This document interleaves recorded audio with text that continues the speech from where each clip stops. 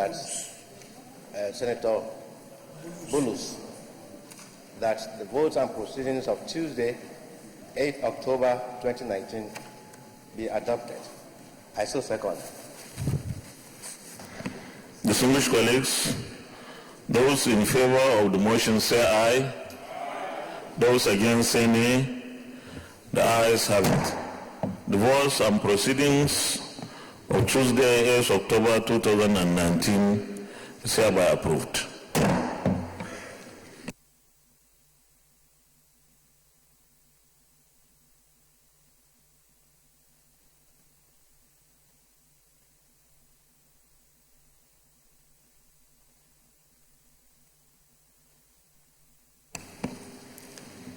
Letter from Distinguished Senator Francis Adenigba, Father Ausi, Ocean East Senatorial District.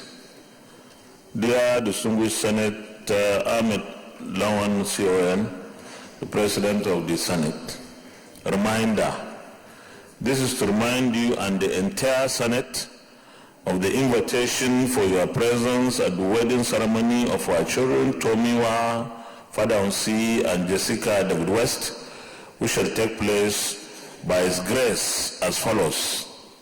Engagement, date, Thursday, 10th October 2019, time 2 p.m., venue, Excel Event Center, 8A Billings Way, Oregun, Ikeja, Lagos. Church ceremony, date Saturday, 12th October 2019, time 11 a.m. Venue, Church of Assumption, number 23, Awolowo Road, Falomo, Ikoyi, Lagos State. Reception, date Saturday, 12th October 2019, time 2 p.m. Venue, Queen's Park Event Center, number 24/27, Corporation Drive, off Legali, Ayorinde Street, Oniru Estate, Victoria Island, Lagos. I will be highly honored with your presence, and I trust that the Almighty, to grant you journey mercy. We also covet your prayers for the success of the events and the new home. Accept my regards, signed Senator Francis Ade, Father Onsi, OFR.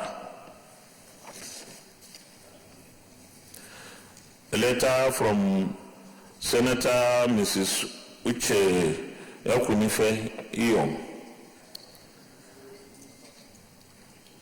His Excellency Senator Dr. Ahmed Lawan CON, President of the Senate. Your Excellency, invitation to my Thanksgiving celebration. I write to happily notify the Senate of my Thanksgiving celebration as Senator representing Anambra Central Senatorial District, which is scheduled as follows. Date 26 October 2019, time 11 a.m. Venue, Alex Ikweme Square, Oka, Anambra State.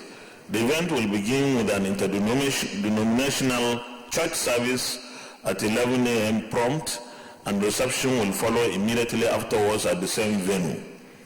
I am humbly requesting my distinguished colleagues to honor us with their esteemed presence at the event, and pray that Almighty God grant you journey mercies as you come.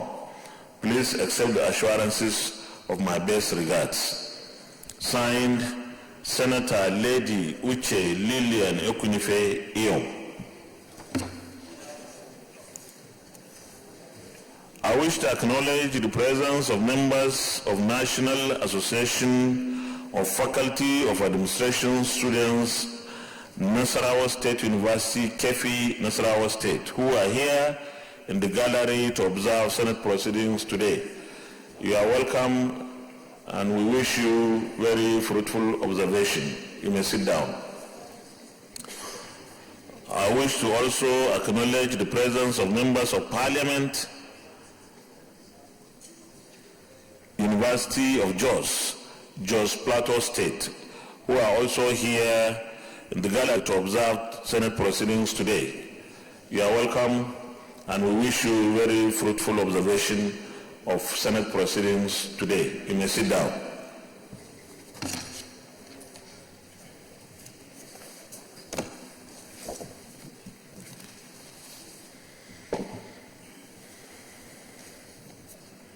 Petitions. Distinguished colleagues,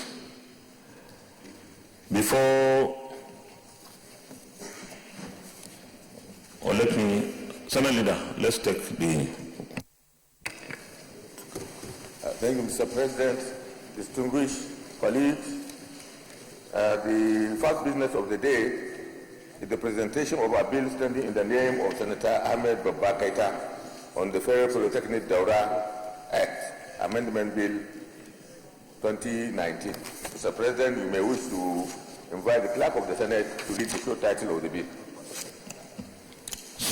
Clerk of the Senate.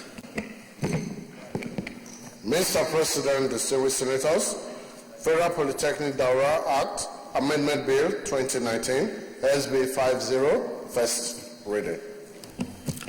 Federal Polytechnic Daura Act Amendment Bill 2019, SB 50, first reading taken. Leader of the Senate. Mr. President, my highly respected and distinguished colleagues, the second business of the day is the presentation of a bill standing in the name of Senator Aishatu Dahir Ahmed on the Modibbo Adamo University of Technology Establishment, etc. Bill 2019. Mr. President, you may wish to invite the Clerk of the Senate to read the short title of the bill. Clerk of the Senate. Mr. President, distinguished senators, Modibbo Adama University of Technology Establishment Extra Bill 2019, SB 51, first reading. Modibbo Adama University of Technology Establishment etc. Bill 2019, SB 51, first reading taken. Leader of the Senate. Mr. President, my highly respected colleagues, the third business of the day is the presentation of a bill standing in the name of Senator Muhammad Enaki Bima on the National Rice Development Council Bill 2019. Mr. President, you may wish to invite the Clerk of the Senate to read the short title of the bill. Clerk of the Senate. Mr. President, distinguished senators, National Rice Development Council Bill 2019, SB 53, first reading. National Rice Development Council Bill 2019, SB 53, first reading taken. Leader of the Senate. Mr. President, my highly respected and distinguished colleagues, the fourth business of the day is the presentation of a bill standing in the name of distinguished Senator Yahaya Ibrahim Oleregbe on the National Health Insurance Commission Bill 2019. Mr. President, you may wish to invite the Clerk of the Senate to read the short title of the bill. Clerk of the Senate. Mr. President, distinguished senators, National Health Insurance Commission Bill 2019, SB 65, first reading. National Health Insurance Commission Bill 2019, SB 65, first reading taken. Leader of the Senate. Mr. President, my highly respected colleagues, the fifth business of the day is the presentation of a bill standing in the name of Senator Ovi Omo Agege on Sexual Harassment Bill 2019. Mr. President, you may wish to invite the Clerk of the Senate to read the short title of the bill. Clerk of the Senate. Sexual Harassment Bill 2019, SB 77, first reading. Sexual Harassment Bill 2019, SB 77, first reading taken. Leader of the Senate.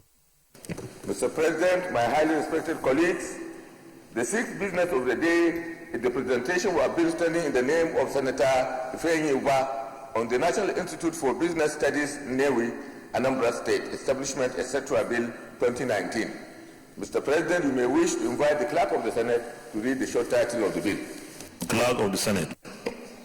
Mr. President, distinguished senators, National Institute for Business Studies, Nnewi, Anambra State, Establishment Extra Bill 2019, SB 78, first reading. National Institute for Business Studies, Nnewi, Anambra State, Establishment Extra Bill 2019, SB 78, first reading taken. Leader of the Senate. Mr. President, my highly respected and distinguished colleagues, the seventh business of the day is the presentation of a bill standing in the name of distinguished Senator Abubakar Kyari on the Federal College of Education, Monguno, Borno State Establishment, etc. Bill 2019. Mr. President, you may wish to invite the Clerk of the Senate to read the short title of the bill. Clerk of the Senate. Mr. President, distinguished senators, Federal College of Education, Monguno, Borno State Establishment, etc. Bill 2019, SB 79, first reading. Federal College of Education, Monguno, Borno State Establishment, etc. Bill 2019, SB 79, first reading taken. Leader of the Senate. Mr. President, my highly respected and distinguished colleagues, the eighth business of the day is the presentation of the report of the ad hoc committee on the investigation of the causes of the pipeline explosions in Komkom River State and Ijegun, Lagos State. Mr. President, you may wish to invite Senator Ibrahim Gobir, Chairman of the committee, to move the motion for the Senate to receive the report. Distinguished Senator Ibrahim Gobir. Thank you very much, Your Excellency. My name is Senator Ibrahim Abdullahi Gobir from Sokoto. Sir, I move that the Senate do receive the report of the ad hoc committee on the investigation of the causes of the pipeline explosion in Konkom River State and Ijegun, Lagos State. I so move, Your Excellency. Can somebody second? The Deputy Chief Whip. Thank you, Mr. President, distinguished colleagues. Aliu Sabi Abdullahi, Niger North. I rise to second the motion that the Senate do receive the report of the ad hoc committee on the investigation of the causes of the pipeline explosion in Konkom River State and Ijegun, Lagos State. I so second. Those in favor of the motion say aye. Those against say nay. The ayes have it. Senator Ibrahim Gobir, you can lead the report.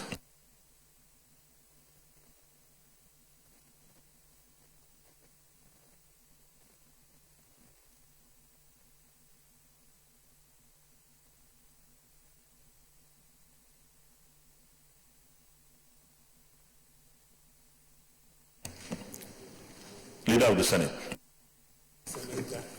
Mr. President, my highly respected colleagues, the first order of the day is the presentation and consideration of the report of the Committee on Communications on the confirmation of the nomination of Barrister Eleke M. Adewulu for appointment as Executive Commissioner on the Governing Board of the Nigerian Communications Commission. Distinguished senators will recall that the request was referred to the committee on Thursday, 3rd October 2019. Mr. President, you may wish to invite Senator Oluremi Shade Tinubu, Chairman of the committee, to move the motion for the presentation and consideration of the report. Senator Oluremi Tinubu. Thank you, Mr. President. My name is Oluremi Tinubu, representing Lagos Central Senatorial District.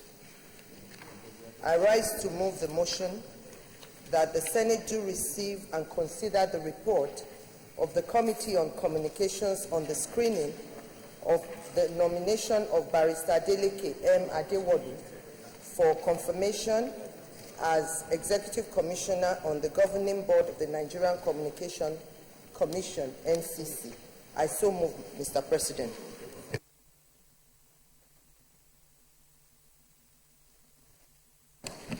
Yes, Senator Uche Lilian Ekunife. You can second, please. Mr. President, distinguished colleagues, my name is Senator Uche Lilian Ekunife, Mr. President, I represent Anambra Central. I'm from Anambra State. Mr. President, I rise to second the motion as moved by distinguished Senator Tinubu. I so second, but I also have my... At this point, you have finished the job of seconding.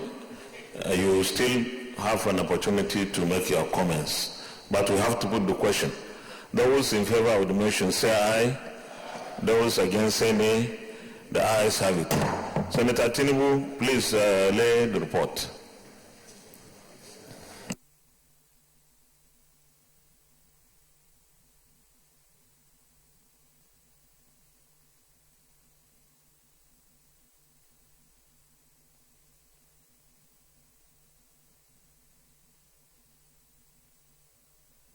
Senator Tinubu, you make your presentation.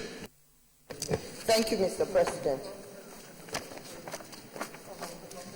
The Senate of the Federal Republic of Nigeria, at its sitting on Thursday, 3rd October 2019, considered the request of Mr. President, Commander-in-Chief, for the confirmation of the nomination of Barrister Adeleke Murunfolu Adewolu as Executive Commissioner on the Governing Board of the Nigerian Communications Commission, NCC, and referred same to this committee for further legislative action.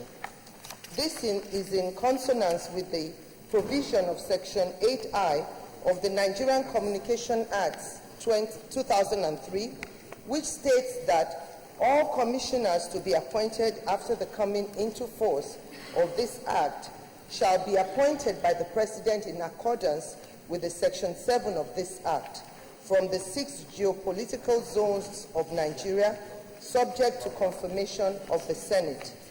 Mr. President, distinguished senators, you will recall that the erstwhile Executive Commissioner, Mr. Sunday Dare, representing Southwest Geopolitical Zone, was inaugurated as a member of the Federal Executive Council by Mr. President, President Muhammadu Buhari, on Wednesday, 21st August 2019, thus creating a vacuum to be filled on the board of the Commission in consonance with Section 11, subsection 2 of the Nigerian Communications Act 2003, which states that a vacancy in the board shall be filled by the appointment of another person to the vacant office by the President in accordance with Section 8 of this Act, as soon as it is reasonably practicable after the occurrence of such vacancy.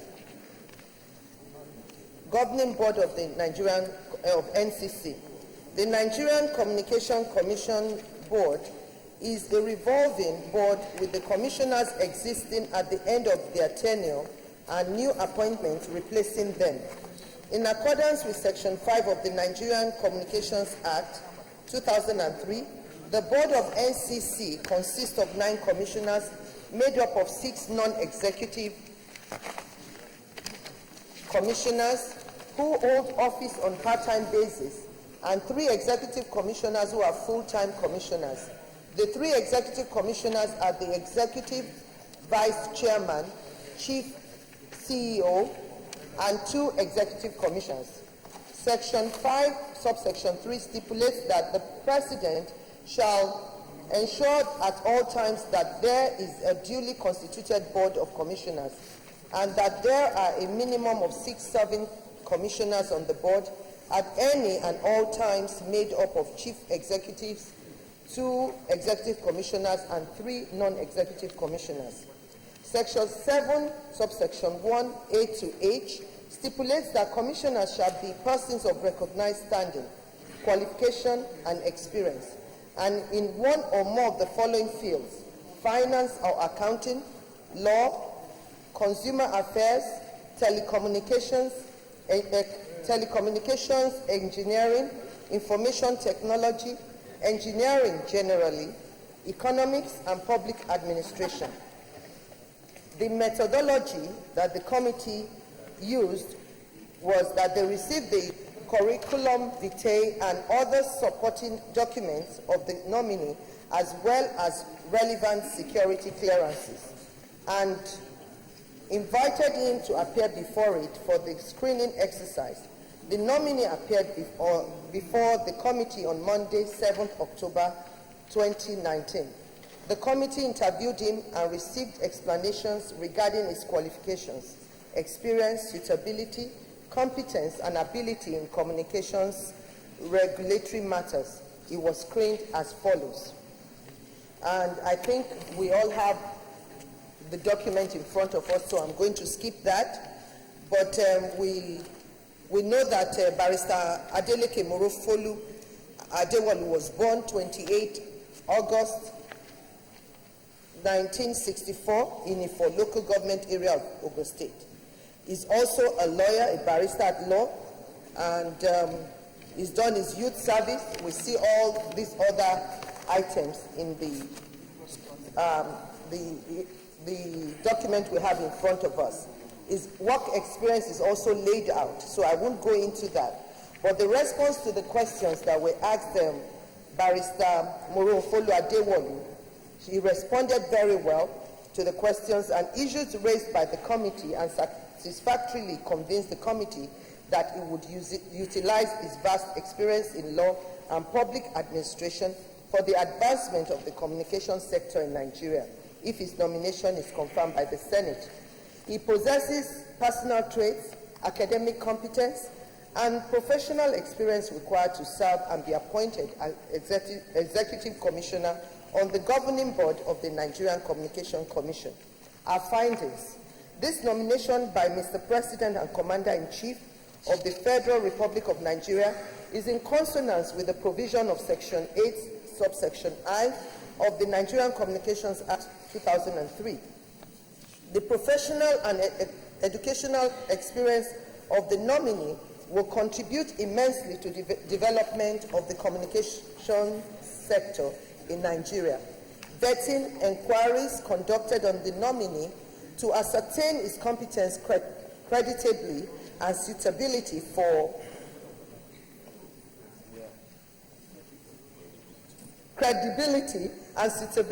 appointment as Executive Commissioner on the governing board of the Nigerian Communication Commissions were favorable. The nominee met the constitutional requirement for appointment into office as enshrined in Section 7, subsection 1A to H of the NCA Act 2003. Our recommendations: the committee, after exhaustive deliberations and scrutiny of the curriculum vitae and other supporting documents of the nominee, and having been satisfied with his qualifications, experience, suitability, competence, and ability in communications regulatory matters, hereby recommends that the Senate do confirm the nominee, Barrister Adeleke Morofolu Adewolu, as Executive Commissioner on the governing board of the Nigerian Communications Commission, NCC. Our prayer is that the Senate do approve the recommendation of the committee. I want to thank Mr. President for giving us the opportunity, and thank you so much. I so move. Any comments? Senator Uche Lillian Ekunife. Thank you, Mr. President. Distinguished colleagues, my name is Uche Lillian Ekunife. I represent Anambra Central and from Anambra State. Mr. President, I want to draw the attention of the Senate to Section 8, subsection 1 of the NCC Act. And I read that the commissioners must be appointed from the 6 geopolitical zones of Nigeria. Mr. President, it may interest you to know that all the commissioners of NCC, none is from the Southeast. Let me just read out the names here, Mr. President. We have Senator Olabi, Chairman, Southwest, Professor Magaruba, Northwest, Engineer Maska, Commissioner Northwest, Professor Millionaire Nestor, South-South, Mr. Aliyu Sadu Abubakar, Northeast, Abdullah Mohammed Salman, North Central, Mr. Clement Omizibaye, North Central, Adeleke Adewolu, Southwest. In summary, Northwest has 2, North Central 2, Northeast 1, South 1, Northwest 2, and Southeast 0. I also want to use this opportunity, Mr. President, to bring in the Code of Conduct Bureau too. As it is. Distinguished, excuse me please, distinguished, we are considering NCC and let's restrict ourselves to that. All right.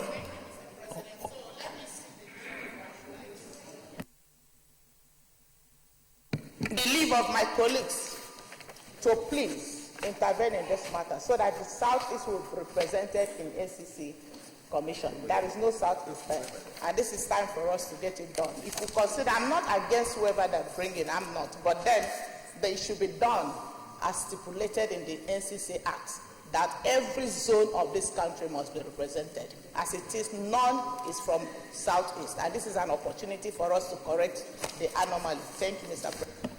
Thank you very much. Any more comments? Yes, Senator Okorocha.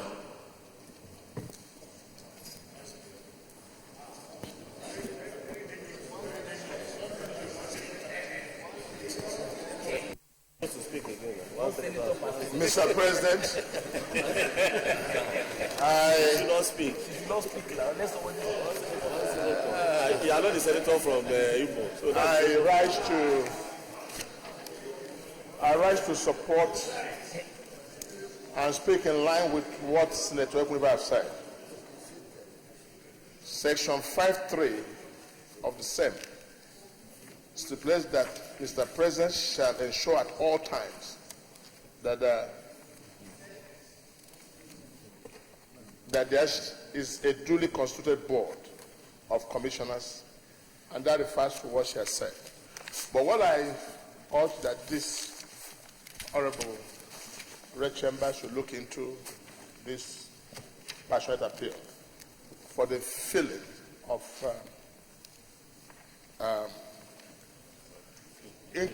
something that's not complete.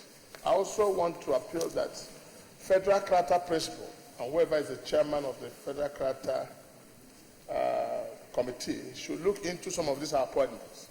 So there should be equitable distribution of these positions and infrastructures in the Federal Republic of Nigeria, especially as it involves appointments.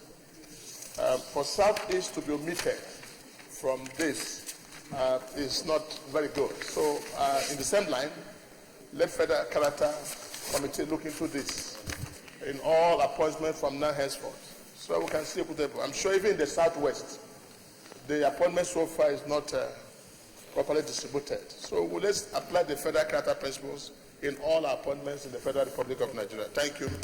Distinguished colleagues, let me say that we are a lawmaking institution, and when we make laws, we want the laws to be adhered to. So, Chairman Communications, please, your committee should investigate this. She read, our colleague read out a list. You should investigate how the actual appointments are, and if the Southeast is missing completely, that will not be an adherence to the law. So something has to be done to reflect the presence of the Southeast as the law provides for. I think we can, Senate Leader, we resort to Committee of the Whole.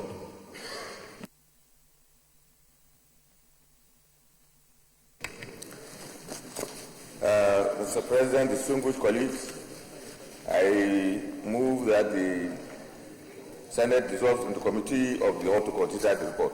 I so move. Minority Leader. Thank you, Mr. President. My name is Einaya Baribe. I represent Abia South, and while thanking Mr. President for ensuring that the laws are adhered to with regard to the Communications Board, I second the motion that we move into a Committee of the Whole to consider. Those in favor of the motion say aye. Those against any, the ayes have it.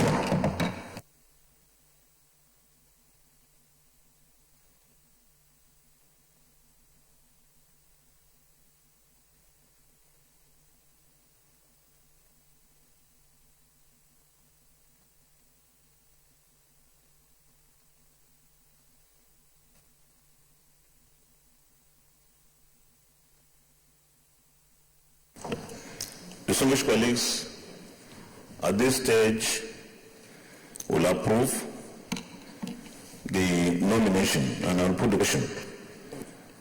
Will the Senate approve the nomination of Barrister Adeleke M. Ade? Point of Onyewuchi. Thank you, Mr. President, distinguished colleagues. My name is Ezanwa Francis Onyewuchi. I represent Imo East Senatorial District. Mr. President, this is a constitutional matter, Mr. President. And I will suggest that this matter be stepped down. Because, Mr. President, Mr. President, Order. Constitutional. Section 14(4) of the Constitution, which is very clear, Mr. President. Section 14, subsection 4 says, subsection 3, that the composition, I read, Mr. President, with your permission, that the composition of the government of the Federation or any of its agencies and the conduct of its affairs shall be carried out in such a manner as to reflect the federal character of Nigeria and the need to promote national unity and also to command national loyalty, thereby ensuring that there shall be no predominance of persons from a few states or from a few ethnic or other sectional group in that government or in any of its agencies. Mr. President, we are lawmakers, and we cannot be seen to be flouting the Constitution of the Federal Republic of Nigeria. Mr. President, I will urge this respected chamber to step down the confirmation. Because once we do the confirmation, that means as legislators, we have completed the process. So I urge this respected Senate to step down the confirmation. Thank you. I so move, Mr. President. Distinguished colleagues, I think your point of order was needless, really, because the issue was raised by our colleague, Senator Uche Ekwinife, and the chair took note of it. And in fact, we directed our committee on communications to go further and investigate what the situation is, and we said the law must be adhered to. So I think that is fair enough, but to say that we are not taking this report, I think we are past that stage. We have already taken the resolution to take this report, and this Senate will go ahead and take the report. Please, we need the understanding of everybody here. There is no way that we will not take this report because we have already taken the resolve to continue with taking the report. But we have noted from what she read that something is not right. But as a parliament, we should go the extra mile for our committee to investigate what happened, and then if that is the true situation, something has to be done to address the absence of the Southeast. What else can we do more than that? I think we should go ahead and confirm this thing. So I will put the question, please. Mr. President. Will the Senate approve the nomination of Barrister Adeleke M. Adewole for appointment as Executive Commissioner on the Governing Board of Nigerian Communications Commission, NCC? Those in favor say aye. Aye. Those against say nay. Yeah. The ayes have it. Senate Leader. Mr. President, I rise to move a motion for the Senate to resume plenary to report progress.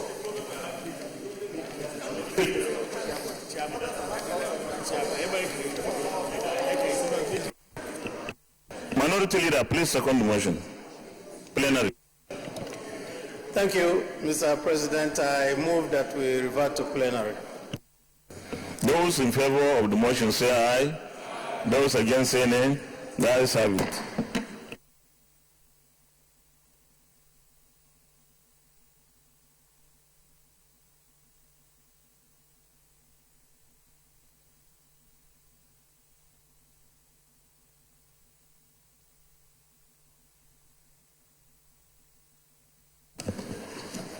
Distinguished colleagues, the Senate in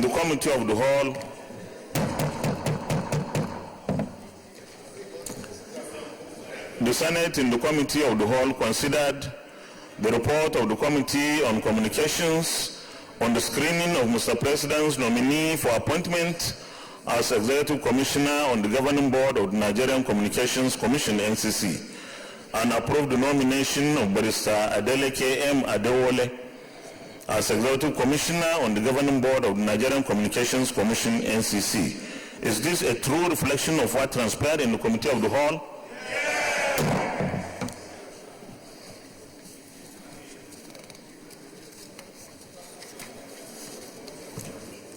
Confirmation.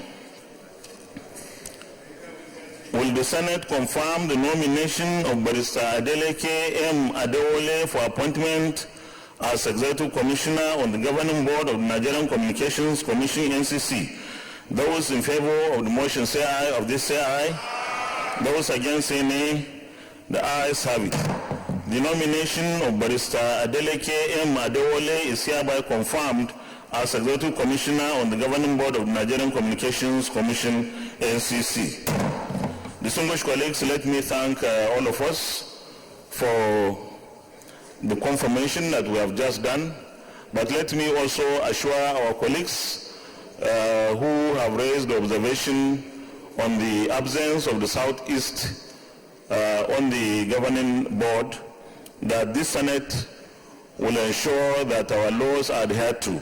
And if our committee chair, our committee on communications is supposed to let us know what the true position is, and if the Southeast is completely missing, we will ensure that the law is adhered to, and therefore a nomination for the Southeast is brought in for confirmation as well.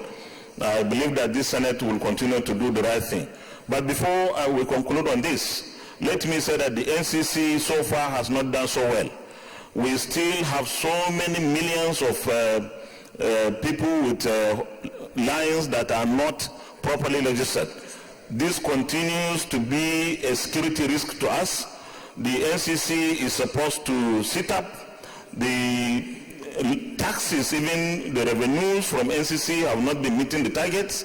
So many of these operators don't pay the proper taxes. The NCC, especially the management, the EVC and others must ensure that we get revenues from these operators. Similarly, Nigerians don't get the right services from the operators. We pay heavily, and yet the services are not reliable. We expect that by the time they have full complements, they must ensure that Nigerians get the best of services, and NCC lives up to its billing and mandate. Thank you very much. Leader of the Senate. Point of order, Deputy Chief Whip. Thank you, Mr. President, distinguished colleagues. Aliu Sabi Abdullahi. Mr. President, distinguished colleagues, permit me to express a concern on the point of order that was raised earlier, that is section 14, subsection 3, which my colleague raised earlier. And I'm coming. Please hear me out. Sir, the point I want to make here is we're looking at this constitutional provision from the perspective of the headship, and the committee has been asked to look into it. But the point I want to raise here also is to say that since it is talking about federal character provision, the committee should go deeper to look at the entire complement of staff of NCC so that we will see what different sections of the country are having in terms of staffing.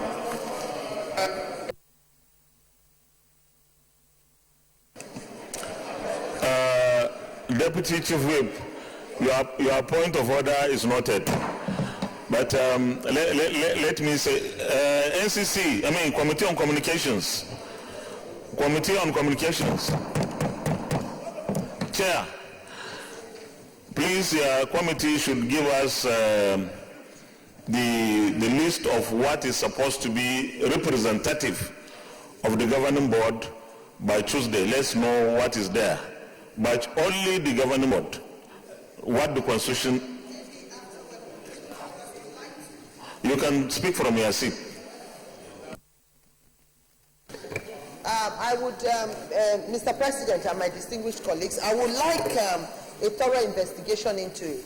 What is really sad was that Senator Abaribe, our leader here, is a member of the committee. He should have brought this up.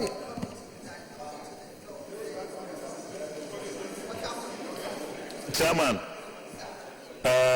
leave out the minority leader out of this. Talk to the Senate. I am. But the point is, Mr. President, you know that when it comes to being fair, I like to be fair. I'm a Nigerian, no matter what. But this one felt that one will take care of it. But I want to meet with the executive of NCC so that we can really meet with them than me making assumptions. So I would like us that when we resume after our break from going to do the budget, that I will have the report then. I think the list is not going to be a big problem, getting the list. It's only the list of the executive directors. If you will not be around on Tuesday, somebody else, either your vice chairman, can tell us what the situation is actually. So that is all we need. Thank you. Leader of the Senate. Thank you, Mr. President, my highly respected and distinguished colleagues. The second order of the day is the second reading of the Appropriation Bill 2020.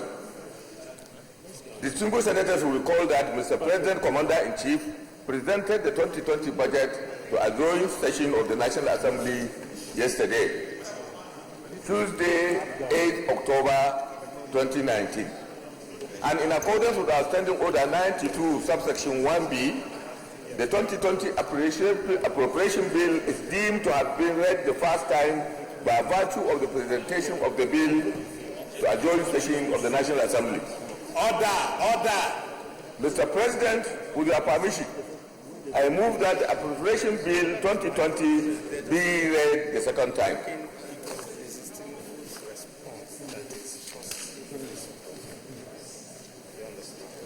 There's no bridge.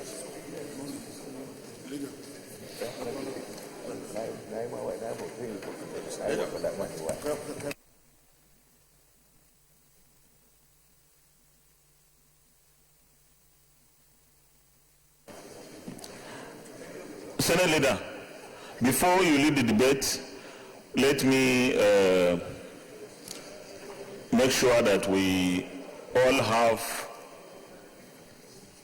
the speech, copies of the speech of Mr. President, because we ask our committee on appropriations to work in conjunction with the committee on rules and business to send to all distinguished senators the speech of Mr. President in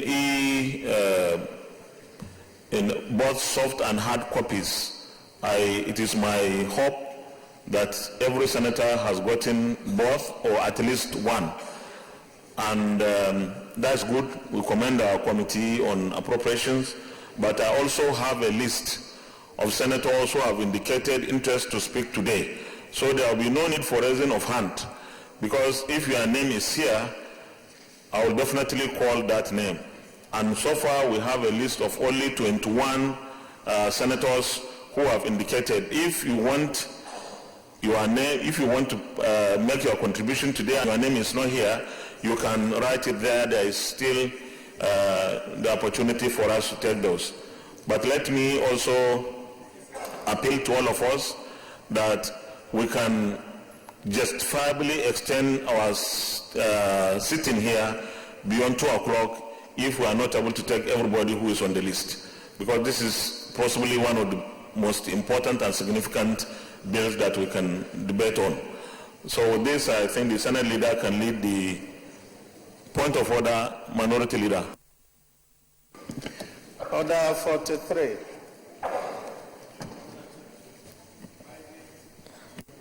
By the indulgence of the Senate and the leave of the President of the Senate, the Senator may make a personal explanation, although there is no question before the Senate. The reason why I'm raising this point of order, Mr. President, is that we are live, and we would not want our people who are watching to misunderstand what went on here with regard to NCC. The Southeast had a slot. The person who was on that slot left the party to go and run election in another party and thereby resign. So that slot is still there. What was raised was the fact that no nomination has been made for the Southeast for that slot. It does not mean that we will now go to investigate NCC as if there is something else that is there. It's a very simple matter. It is simply for the committee chairman to let you know that there is a vacancy, and we can communicate to the presidency to nominate people to fill that slot. Simple. Minority Leader, what can we do in this chamber without you? You know, you have solved a lot of problems here. You have set the record straight. In the first place, we didn't ask our Committee on Communications to investigate the NCC. We didn't. All we asked for was the list of the executive directors. And all we wanted to know is how Southeast is completely missing when the law says every geopolitical zone must be represented. So now with this explanation, I think you have actually solved the problem. If we are able, we still have to go ahead to find out if there is no replacement. If there is no replacement, then all we need to do is to request the executive arm of government to send a nomination to fill in that gap for the Southeast. It is as simple as that. Thank you very much for that personal explanation. But before we take the lead debate from the Senate leader, we have the list here, so you don't have to raise your hand, because if your name is here, you will speak.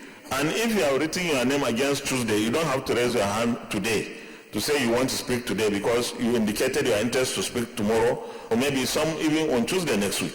And also we have to time ourselves. I believe that we will be on the same page on this. We resolved yesterday that it will be 5 minutes per senator, and the 5 minutes will be 5 minutes. So our whips will have to be active. Chief Whip, you will keep the time. You will be assisted by your deputy and the deputy minority whip, because the minority whip is not here. Please, distinguished colleagues, let's stick to the time so that our colleagues who will contribute are able to do so also today. Thank you very much. With that, the Senate leader, you can kickstart. You lead the debate. Thank you, Mr. President. My highly respected and distinguished colleagues, my debate is actually on the principles of the budget, but mainly I want to dwell on the structure of the economy so that we actually understand the issues that we face as a legislature. When we look at the presentation that has been made by the Mr. President, and I have my own paper, which I think has been circulated around, Mr. President, distinguished colleagues, you could see the kind of problems that we have. The major problems that we have is that the economy is very short of revenue. We have an economy with a GDP of about 140 trillion, out of which we can only get about 10% or less. Now, when you look at the budget and the GDP ratio is very low. The total federal government revenue is about 8.155 trillion. If you add the deficit, the budget comes to around 10.7 trillion. Now, the capital budget to GDP ratio is too small, which is just 2% of the GDP. This is a very low figure indeed. And when you look at it as an issue of investment, it's a mere drop in the ocean. And therefore, actually incapable of stimulating the economy to a higher growth trajectory. This has been the problem of the national economy for more than 30 years. We have been teetering on the edge. Any small disturbance, either in the domestic or international scene, will bring the economy crash. When we realized the need to diversify the economy away from oil, we also refused to accept the fact that we have to change our approach to planning, revenue generation, and even our approach to budgeting. Other economic parameters that are very important to look at, which I also listed in the annex to my presentation, is that when we look at where we were before, in 2016, when we were in a recession of minus 2.34% in 2016, and today, in the first quarter, we were able to grow at 1.94%, you could see that the growth trajectory of the economy is very, very, very low. Of course, we have done very well in inflation. We brought it down from 18.72% in 2017 to around 11.22% today. Our balance of payments are positive. Exchange rates have been stable. Foreign reserves have been raised from 29 billion to about 44.2 billion today by March 2019. Capital importation has increased. Foreign direct investment has been returning. Confidence of the economy, we can say, high to medium. Now, the major problem in the economy is that our economic growth rate is about 2.93% today, but our population is growing at about 2.6%. Therefore, you can see from this that we are only marginally above the growth rate of population. This is a very low performance for an economy of this size. The projections on oil production increasing, averaging 2.18 million barrels per day in the medium term, are subject to very high risks that have had devastating consequences in recent times. Volatility in the oil markets and in the Niger Delta are factors that could make these expectations only tentative. The borrowing program projected at 1.3 trillion could be a good starting point, but there are a lot of foreign loan sources where reasonable concessionary terms that government should explore for further to whittle down the ratio. Relating directly to this issue, in the case of the debt servicing burden, the logic is self-evident that seeking cheap funds abroad will reduce the burden of borrowing to pay huge domestic debts. This could undermine growth by denying the real sector access to cheap domestic loans. The continued pursuance of the CBN restrictive monetary policy in the face of clear economic necessity to reflate the economy, particularly by ensuring cheap money to power the real sector of the economy, is still baffling. I have on floor of this chamber repeatedly called for the realignment of the country's monetary and fiscal policies to ensure that the right structural momentum for the economy is attained.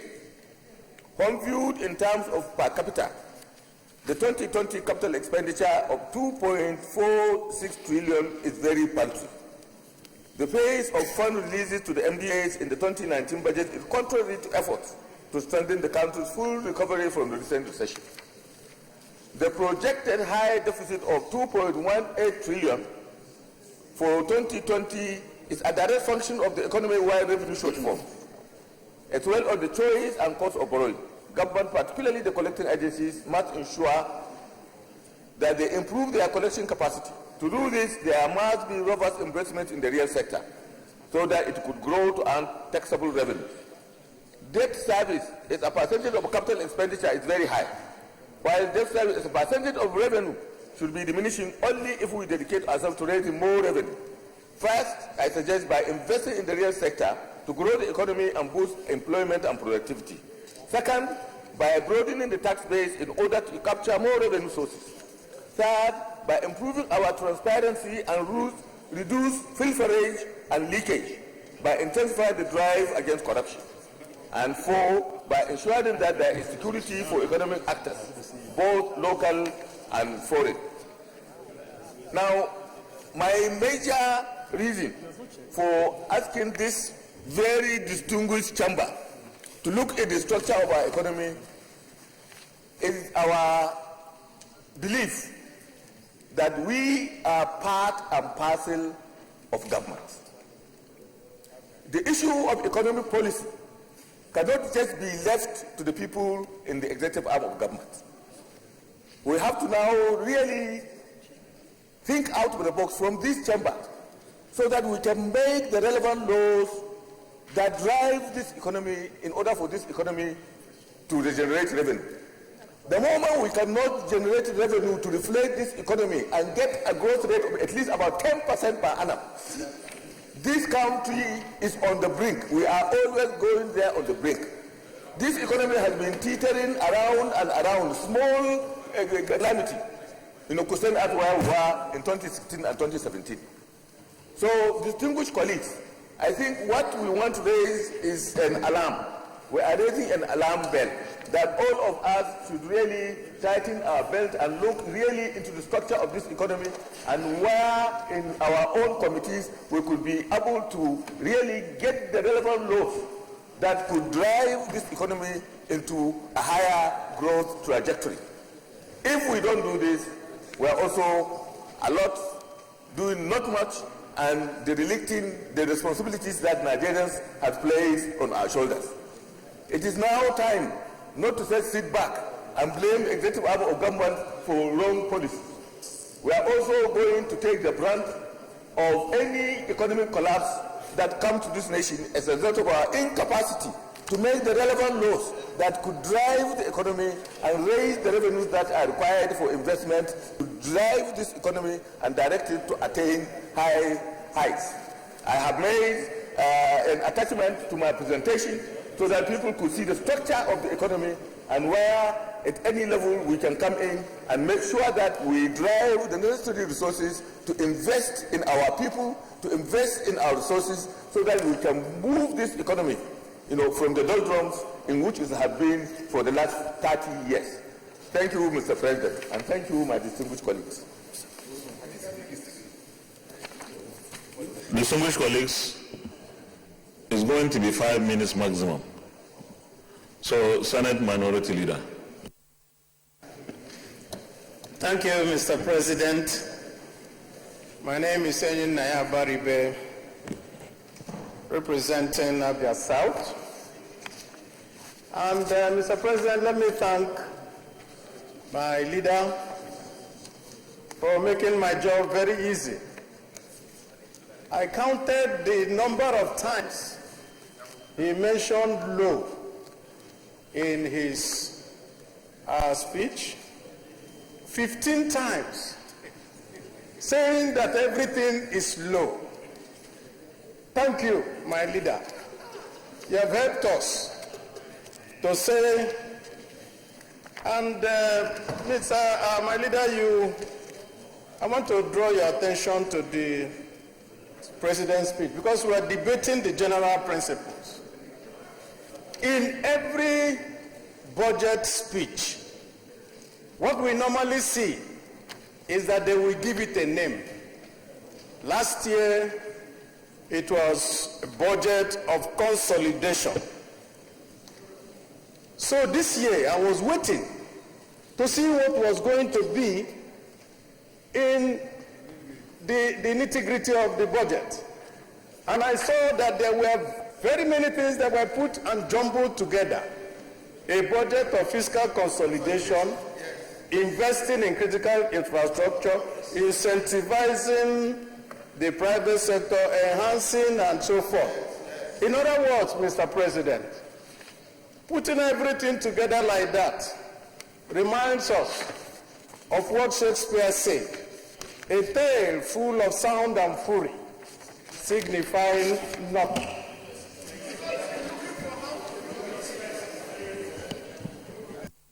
Minority Leader, this is not a literature class.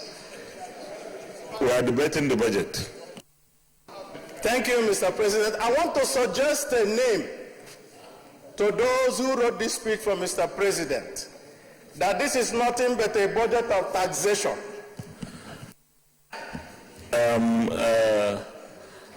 Minority Leader. No, I just want to appeal to you that you should talk to what was read in the budget speech of Mr. President. Yes. This is a budget that is based on taxation. It's based on 7.5% increase in the VAT, based on several other increases, and which means 7.5.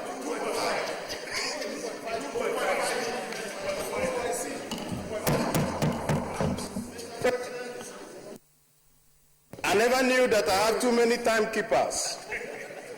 But I will say this, following the lead of the Senate leader who mentioned 15 laws, that the biggest law that we have is the fact that how would you talk about job creation when you do not invest in what will create jobs?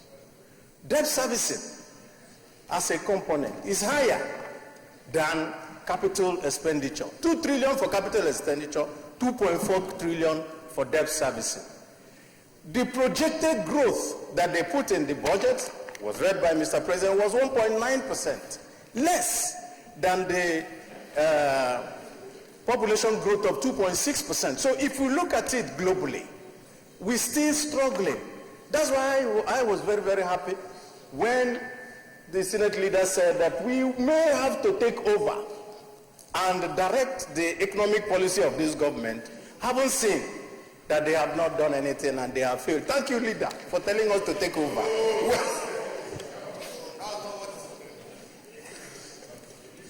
Then we'll go next to the assumptions. 2 assumptions that are critical for this budget. The first one is the assumption on oil prices.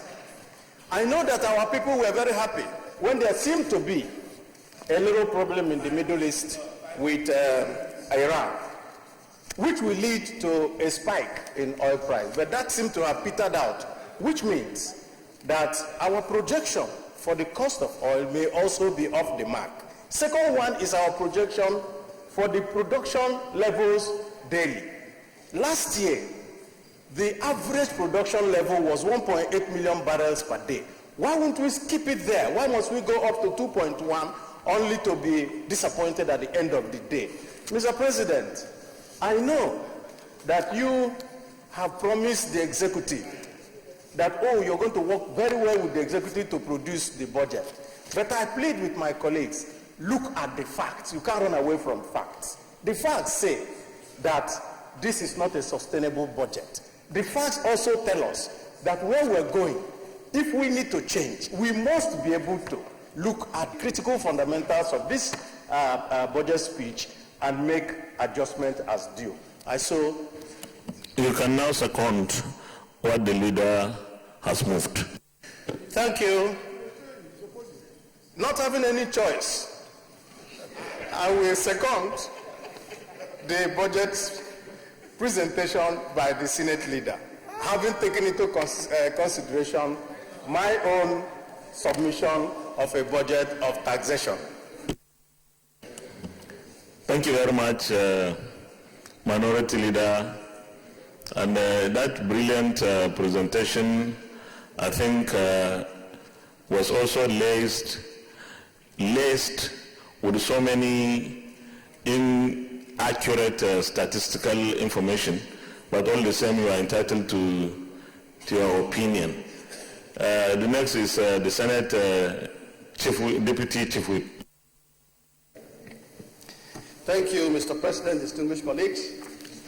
Having listened to the minority leader, I definitely want to say that he has just finished doing what a minority leader will do.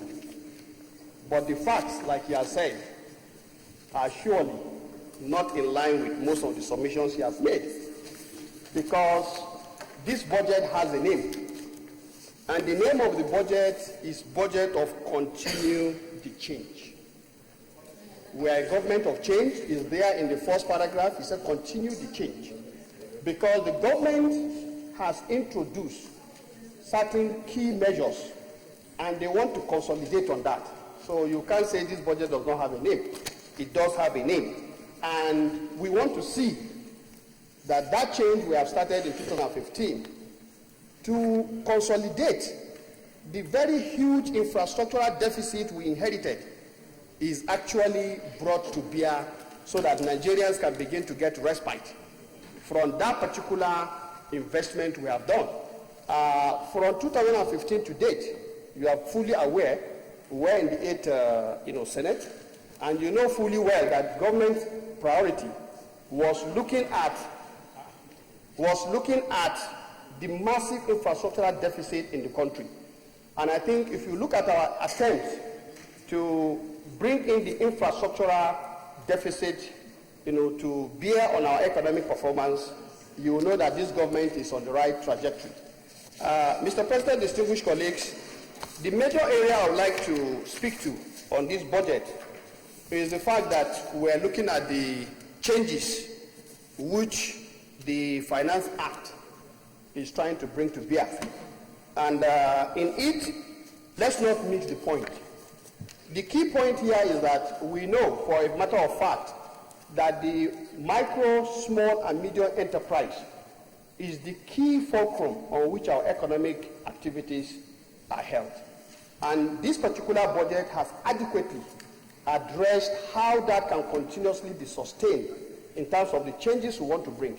We want the micro, small, and medium enterprises to play a key role in rebuilding the Nigerian economy and ensuring that we are on the path of growth. And I think the submission here at paragraph 26 looks at supporting micro, small, and medium sized businesses in line with the ease of doing business. And I think if you look at the provisions, the exceptions we're talking about, for example, even when we talk about VAT, most of the products that were exempted are the areas where our micro, small, and medium enterprises are engaged in. And I think if this is done properly, that will lead to that sustained economic growth that we would like to see. Yes, the issue of deficit. There is nothing we could have done about the deficit, but what is important this time around is that the deficit and even the gains we are looking at are being targeted. In essence, the excess, we are targeting certain sectors: the education sector, the health sector, the infrastructure.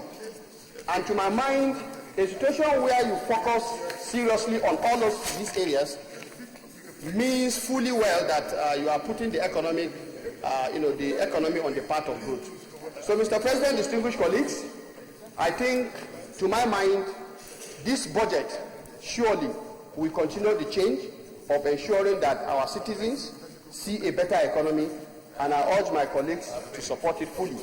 Thank you. Thank you very much, Deputy Chief Whip. Distinguished Senator Suswan, Gabriel T. Suswan. Mr. President, my name is Dr. Gabriel Suswan, Benue Northeast. Mr. President, I want to first commend the President for bringing a very, very ambitious budget that is intended to address the infrastructural deficit that we've talked about here several times in these chambers.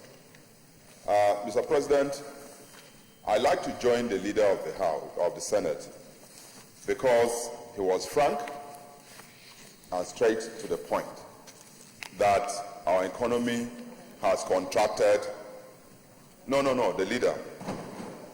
The economy has contracted to a level that this Senate needs to critically address some very germane and pertinent issues. Mr. President, having said that, I want to look at the technical sides of the budget, and I will start from where the Minority Whip mentioned the issue of revenues that are supposed to accrue and the sources. Mr. President, along with the appropriation submitted by the President yesterday, is a financial bill, and that financial bill has 5 thematic areas, and I'm worried about one. The one that I'm worried about, if you look at the speech, is on paragraph E, which talks about revenues. And then why I'm worried, Mr. President, is that VAT that has been moved from 5% to 7.5% is one of the sources that we intend to raise revenue to finance critical areas of education and the health sector. Mr. President, in the same budget that we proposed 2.93 GDP growth, we have also taken these policies that will further contract the economy. Because if we now say that VAT will be moved from 5.7%, Mr. President, the exemption which the minority whip have talked about are very, very, very small, because most of the aggregate economic activities within the country are small business enterprises. Most of these small business enterprises will be unable, Mr. President, to address this issue of 7.5% VAT. To that extent, we might not necessarily achieve the 2.93% GDP growth that is projected by Mr. President in this budget.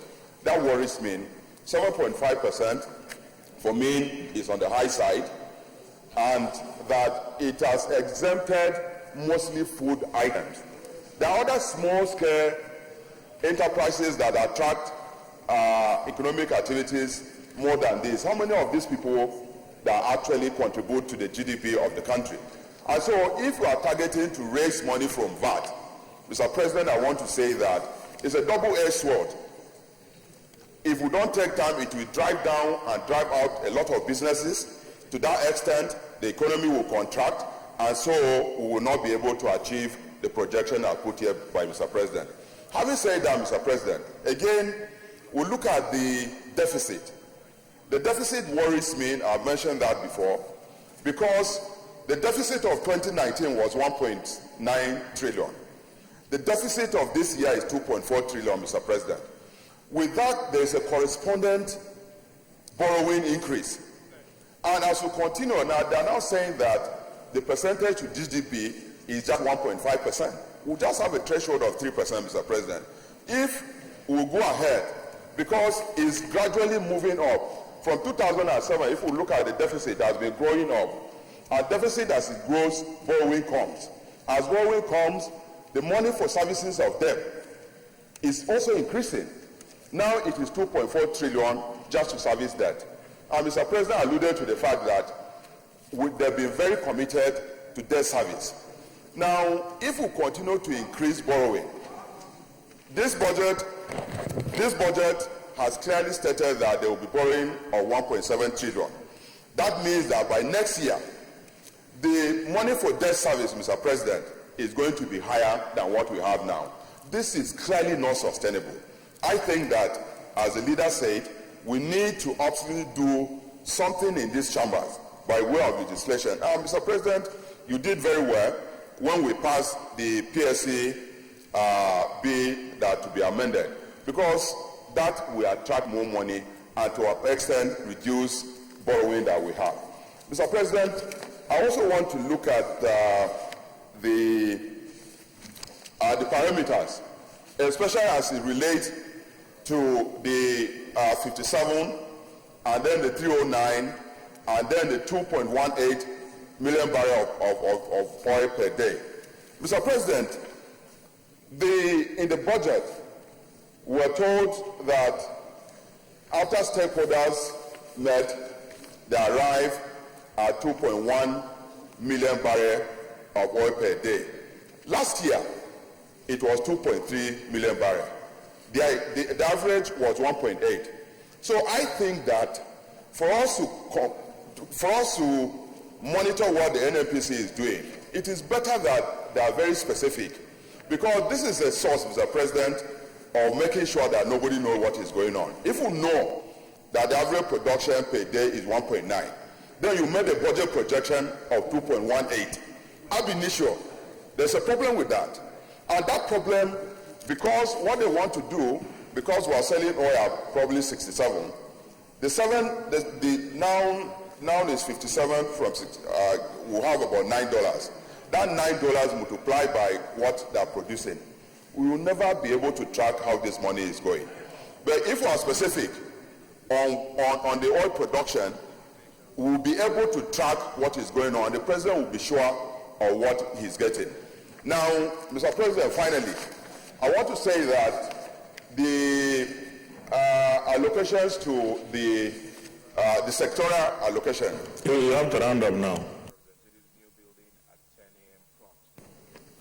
As presented by the president is good, but there are issues. Education and health sector. The money in the health sector and the education sector is patchy compared to some of the other areas. If we must address infrastructure from a holistic point of view, I think that outside of roads and power, education and health should have been also enhanced so that we be able to take it holistically as we move along. Otherwise, Mr. President, I want to say that with the cycle of the budget back to January to December, I think the performance of this budget will be better, and to some extent, Mr. President will achieve to a large extent what he set up to achieve, because this year is 58. We should be targeting to achieve 80%. And Mr. President, you will also give support to your committees in the Senate for absolute monitoring, because that is the only way we will be able to track and make sure that there's performance of this budget that we've taken so much time to put in place. I want to thank you very much. Thank you very much, Senator Barrow. Thank you, Mr. President. I am Senator Barrow Jibrin. I represent Kano North. Mr. President, let me begin by commending Mr. President, and indeed, together with his team, our government, for being able to put the budget, the proposed bill, the bill together, which was submitted yesterday. Indeed, it is the determination that we have all agreed upon that the legislature and executive should work together to make sure that the budget cycle is reverted to begin from January and to end in December. I understand they did a good job. They worked very hard, day and night, to make that the presentation possible yesterday. Having said so, let me also commend the President and his team, the executive arm of government, for creating a very, very sound premise for the budget. This premise, which has four components. These components, if actualized based on the projections, I'm sure our economy will become better, and we will have started on the trajectory of getting to where we want to get to in terms of having a sound economy.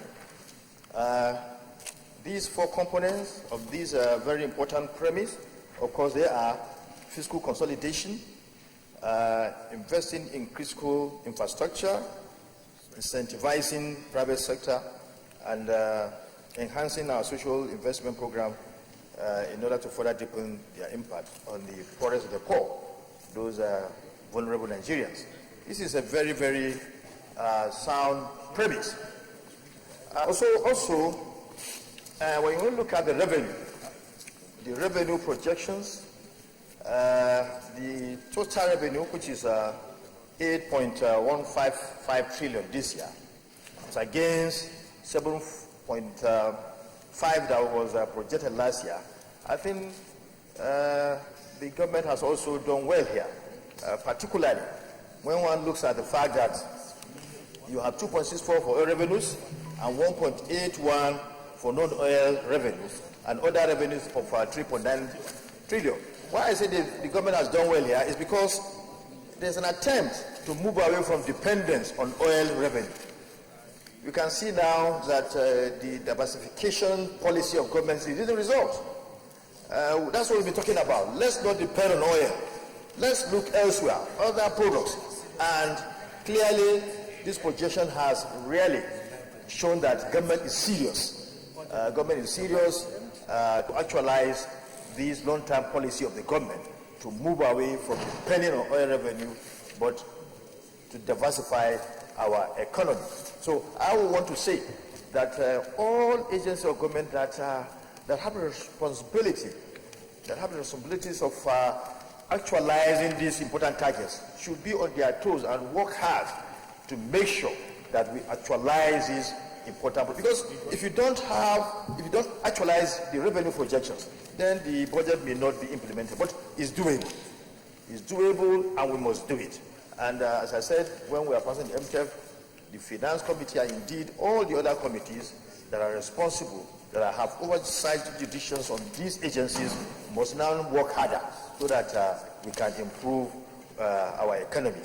Now, other key assumptions that have been projected also show that the government is serious. It shows that the executive arm is now all out to turn around our economy.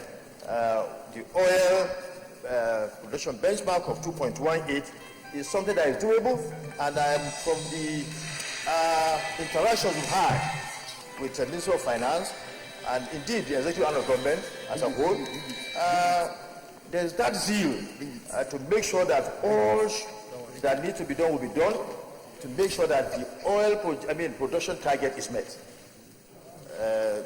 Government is ensuring peace now, total peace in Niger Delta. It has re-energized the Niger Delta ministry by appointing one of us who was a senator here to man that ministry. So with all these efforts, I'm sure there won't be problem in terms of meeting this target. The exchange rate of $3.05, well, is also good. It has been consistent. It was what was projected last year, and it's something that is also good. And then again, the government is also very conservative in terms of the predication it has made on the oil price. Well, now it's beyond $60, but it decided to make it 57. We all decided, of course, it was a joint effort, when we passed the MTF, that it should be 57. That is to be on the conservative side, which is very, very good. If we are able to harness more money, harvest more money from there, if the price continues to go up, then of course government can come in with a supplementary budget to now utilize the funds that will come in terms of excess crude. Now, the expenditure, the recurrent expenditure, particularly the personnel cost, it has gone higher than last year. And the reason is very clear. It was said by Mr. President yesterday that there's a need to increase that money so that the minimum wage will be paid to workers, which is very good. And also to increase the salaries of our men and women in uniform, which is good. We are faced with problems of security.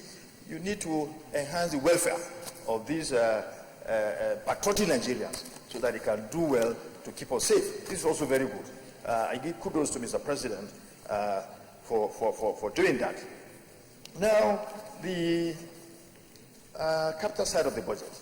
Yes, it's lower than last year because this year is 2.46, whereas last year it was 3.18. But the zeal expressed by Mr. President to make sure that the projects in the budget that are now ongoing will be fully implemented. This is very good.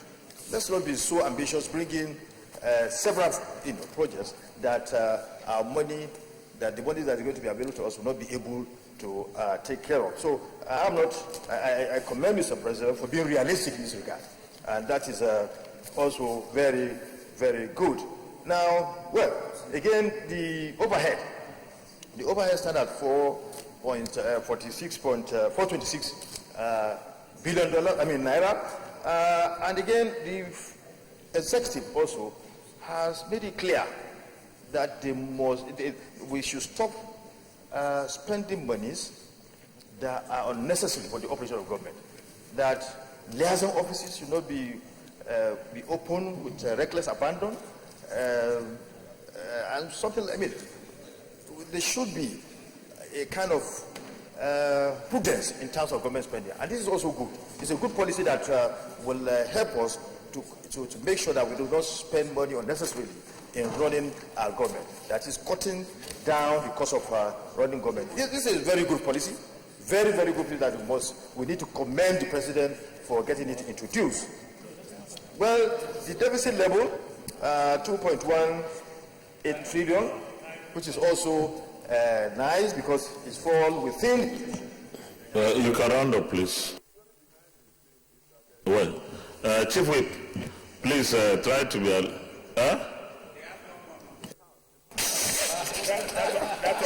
Thank you, Chief Whip. Thank you, Chief Whip. Now, Mr. President, let me go to the sectorial. Mr. President, the sectorial allocation. Ministry of Work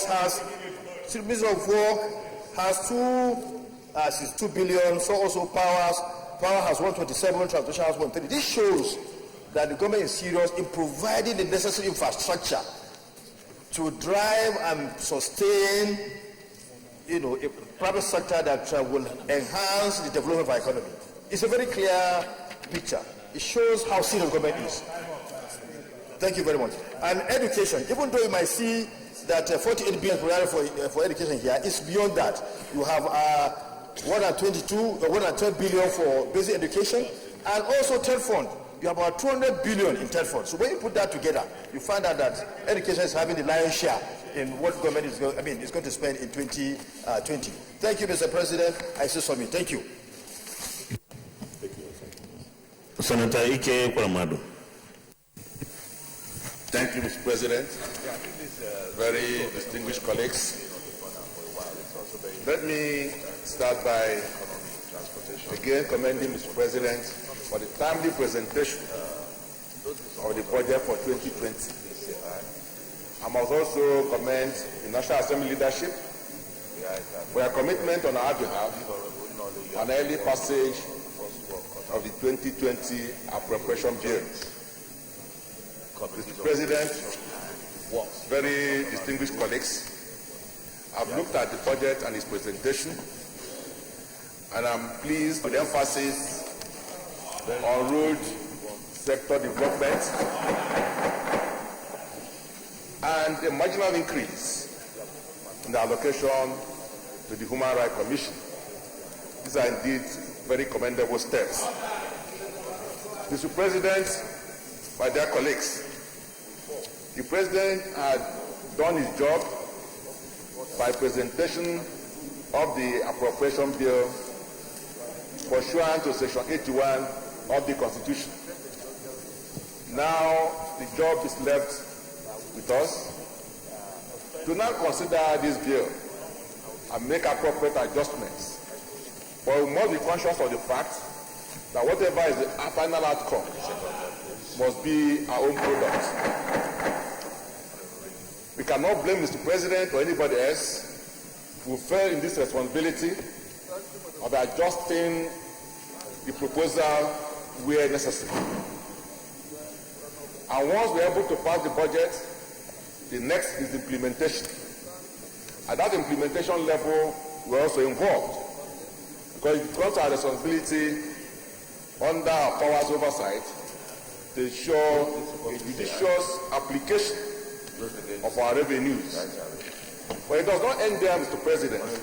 I think we have additional responsibility to ensure that we are not just trying to see how we share the cakes, but also how to bake more cakes.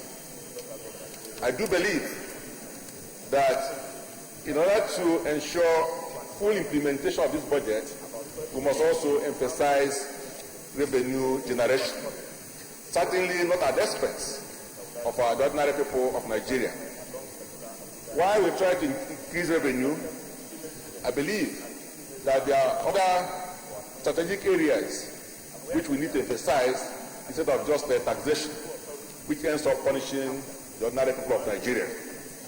Mr. President, there's need for us to plug all the leakages, and I'm happy that the federal government is now clear on their position on IPs, that every federal government agency and the civil service of the Federation must be captured under the IPs. Chief Whip, did you say 56.5? Okay. Your point of order is sustained. Please, we have senators who are not in their seats.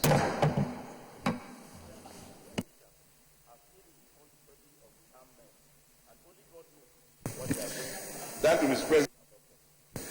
At this point, Mr. President, I know that years ago, when you found yourself on the side of the divide, I can imagine what you'll be saying a day like this. I want to assure you that we're not going to take all those lessons from you. We'll do as much as possible to moderate our contributions.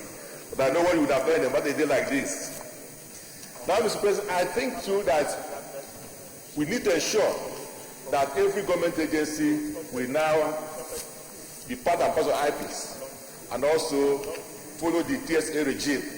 Today, most government agencies are out of it, and that is not a good thing to do.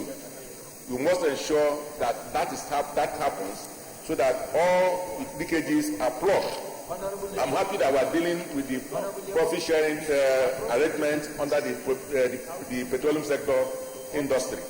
And I do hope that we will not stop there. We need to ensure that we are able to plug all the other leakages in the oil and gas sector. Mr. President, distinguished colleagues, we need also to unbundle the road sector administration, the power sector, especially the generation and distribution, also the downstream of oil and gas, to allow the private sector to participate so that we're able to generate more revenue and create more jobs for our people.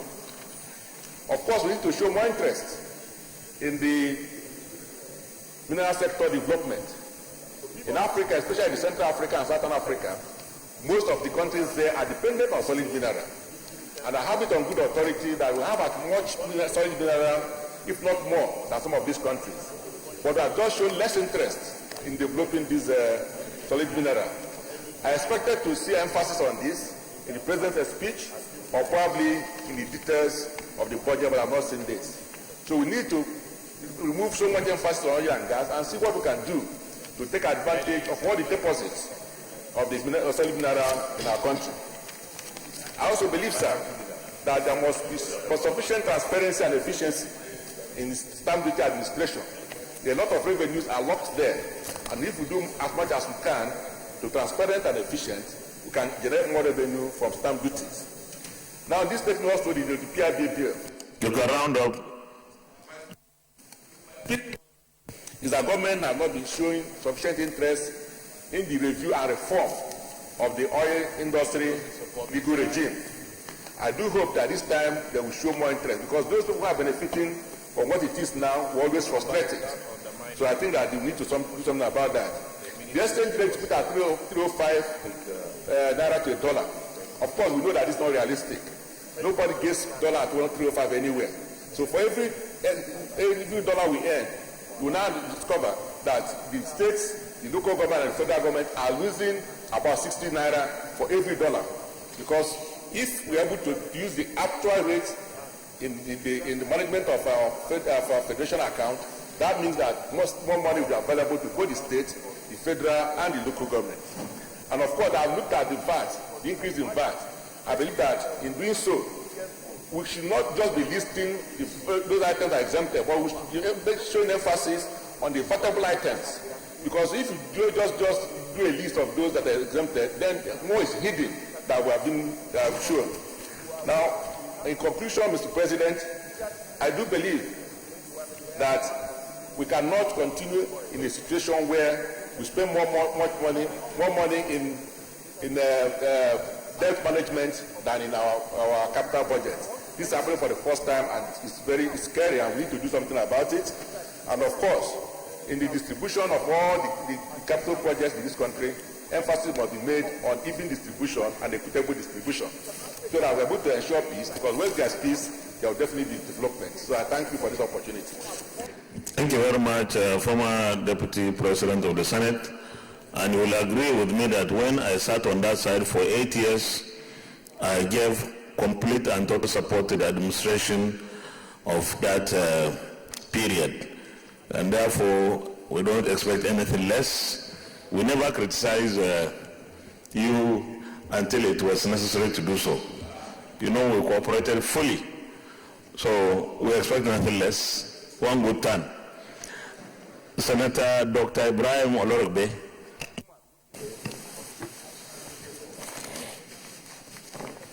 Mr. President, distinguished colleagues, my name is Ibrahim Yaya Olorogbe. I represent Kwara Central Senatorial District. Thank you, Mr. President, for giving me the opportunity to contribute to the debate on this very important bill, which actually is the most important bill in any legislature. As without money, all other functions of a legislator in terms of representation, oversight, and in fact lawmaking will not be done. Mr. President, let me start by joining my colleagues to commend Mr. President for presenting the budget in October, but particularly to commend the leadership of the National Assembly and members for their commitment and steadfast in ensuring that Nigeria returns to January to December budget cycle. If my memory could serve me right, this will be about the first time since the 20 years of democracy that budget debate is happening in October. It's usually either December, January, or thereabout. So, Mr. President, this is another achievement of one of the agenda of the National Assembly being achieved. My short contribution, I gave it a theme, and that is to say that health is wealth. The wealth of a nation is in its health, and a wealthy nation is a healthy nation. Mr. President, under that, I want to commend Mr. President in the budget presentation for providing for basic healthcare provision fund as a statutory transfer. The 8th Senate started activity, but was in service-wide vote. But because health of Nigerians are important, particularly primary healthcare, so in this budget, that particular expenditure that will provide basic healthcare for all Nigerians is now a statutory transfer. However, Mr. President, the act that established that fund provides for 1%. The current amount is 44.5 billion.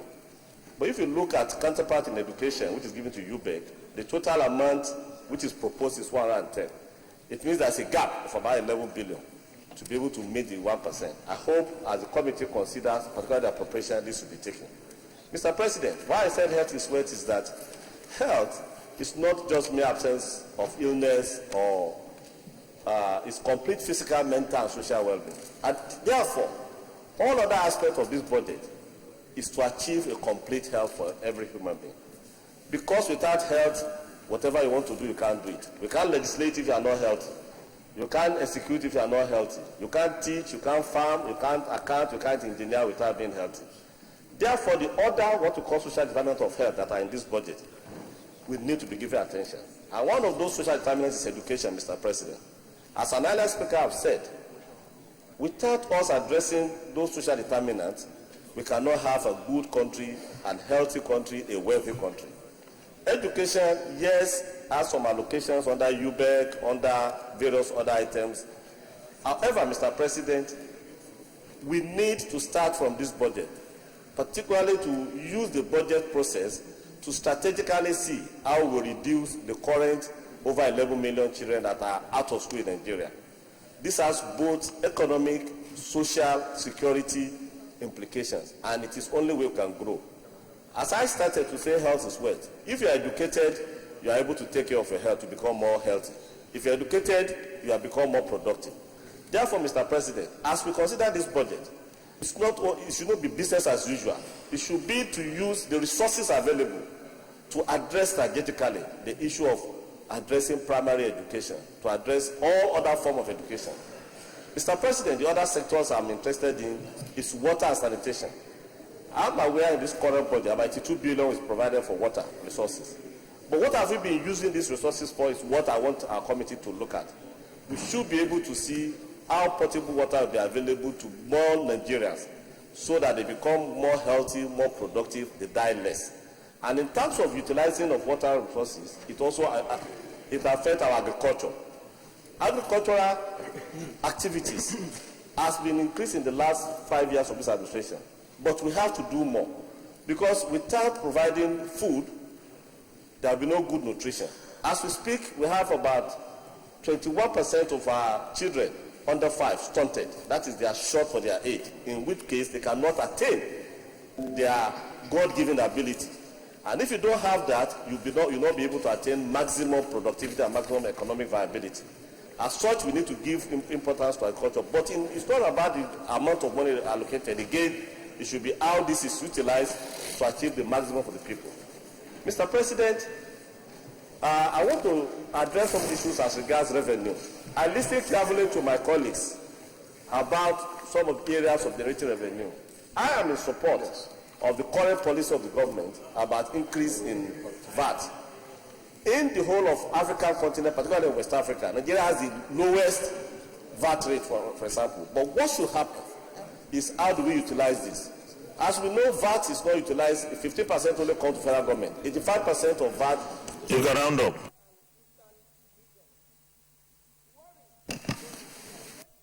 Some of the other issues about the deficit we have and the high level of debt that we currently have, we have to look into other revenue generating methods, and VAT is one of them. But it is about effective collection and effective management. Finally, Mr. President, on the debt issue, I think I want to advocate, and we should start looking as we consider the finance bill. How do we reduce the current practice of debt for infrastructure development and go more into private sector financing of infrastructure? This is what is happening in many parts of the world. Thank you, Mr. President, for giving me the opportunity.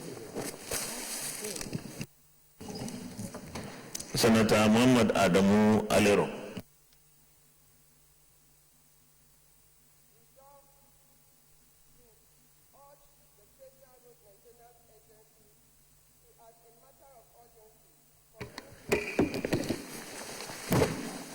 Thank you, Mr. President, distinguished colleagues. My name is Muhammad Adamu Alero. I represent Kebbi Central. Mr. President, let me start by commending Mr. President on the increase on value-added tax. We have the lowest VAT in Africa. In most countries, particularly the West Africa, they have value-added tax up to about 17%. Previous government tried to increase VAT, but for political reasons, they decided not to. So I'm very happy that Mr. President has increased the value-added tax from 5% to 7.5%. And the money realized is going to be invested in critical infrastructure, education, and health. And let me say that over 85% of this money is going to states and the local government. It's not only the federal government that will spend the money that has been collected. The 3 tiers of government are also beneficiaries. I only hope that whatever goes to the states and the local government will be utilized for the purpose it is meant for. I remember when we were in government, that was 1999, 2007. Yeah, we are still in government, but now at the legislative arm, not executive arm. When we were in government, the value-added tax had to be used for critical infrastructure. We have to open a separate account, and any money coming into that account as value-added tax must be used for critical infrastructure, road construction, education, health sector. This is where the money is meant to be spent. So for those of us that are complaining that the increase will affect the masses, I think they are wrong. There are exemptions. Mostly food items are exempted. Medicine and medicaments are exempted. Value-added tax is tax on luxury items. So I commend Mr. President for doing this, and I also want all my colleagues to accept this. Having said that, Mr. President, let me go and also commend Mr. President for increasing our foreign reserve. When he took over, it was as low as $20 billion. But now it is almost $42.8 billion. Mr. President, this is highly commendable. All along, the previous government, when they take over, the foreign reserve will continue coming down.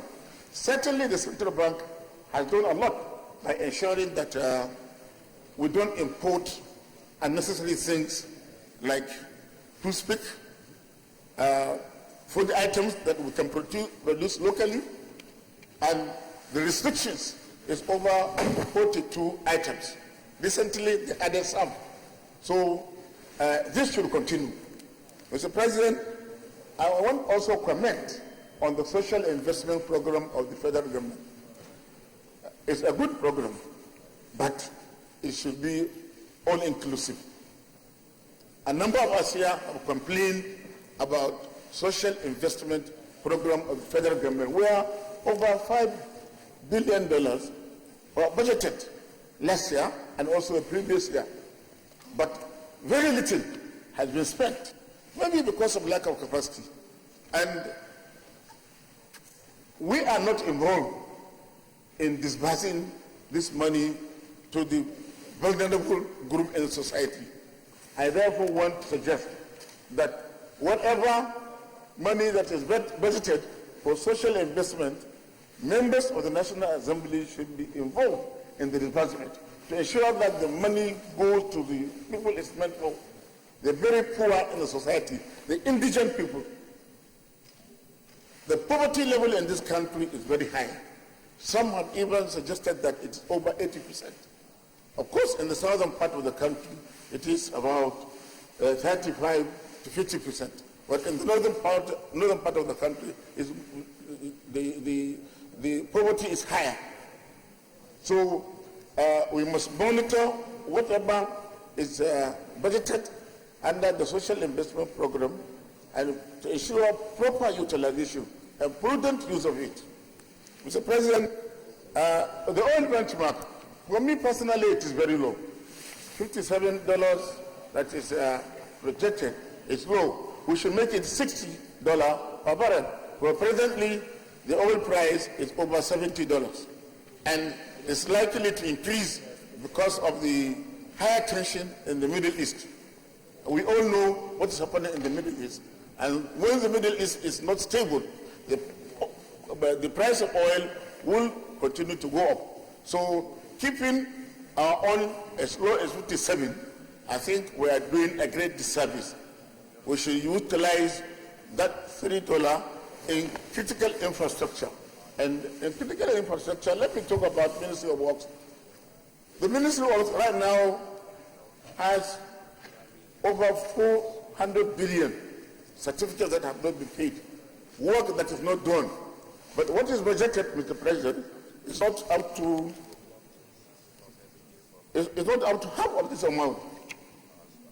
So we have to look at this. All of us here are complaining of roads, and the roads are in very deplorable condition.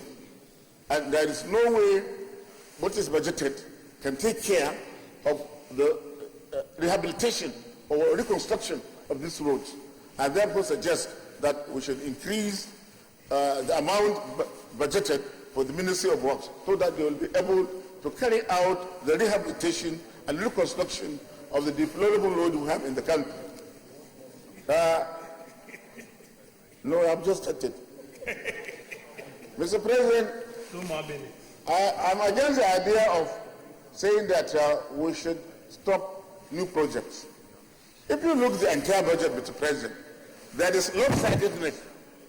A number of geopolitical zones are sidelined and completely marginalized.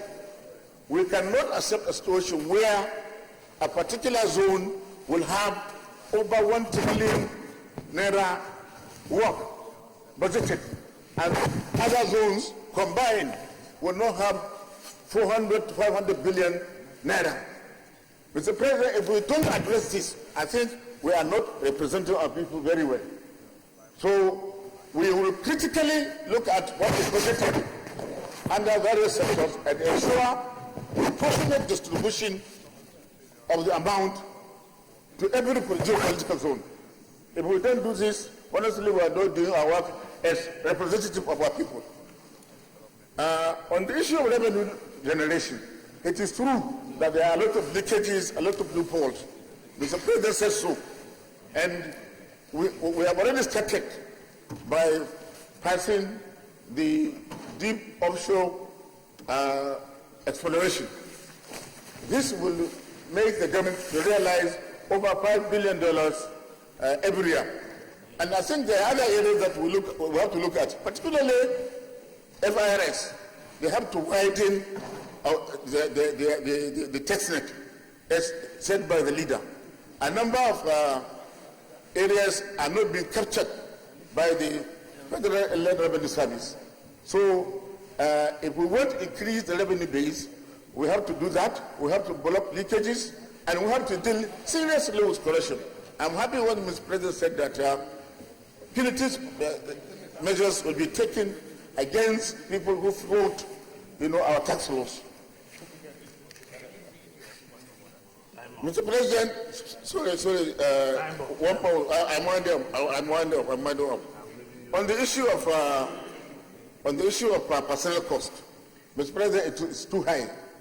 The personnel cost is 3.6 billion naira, while our total capital project is only 2.4 billion.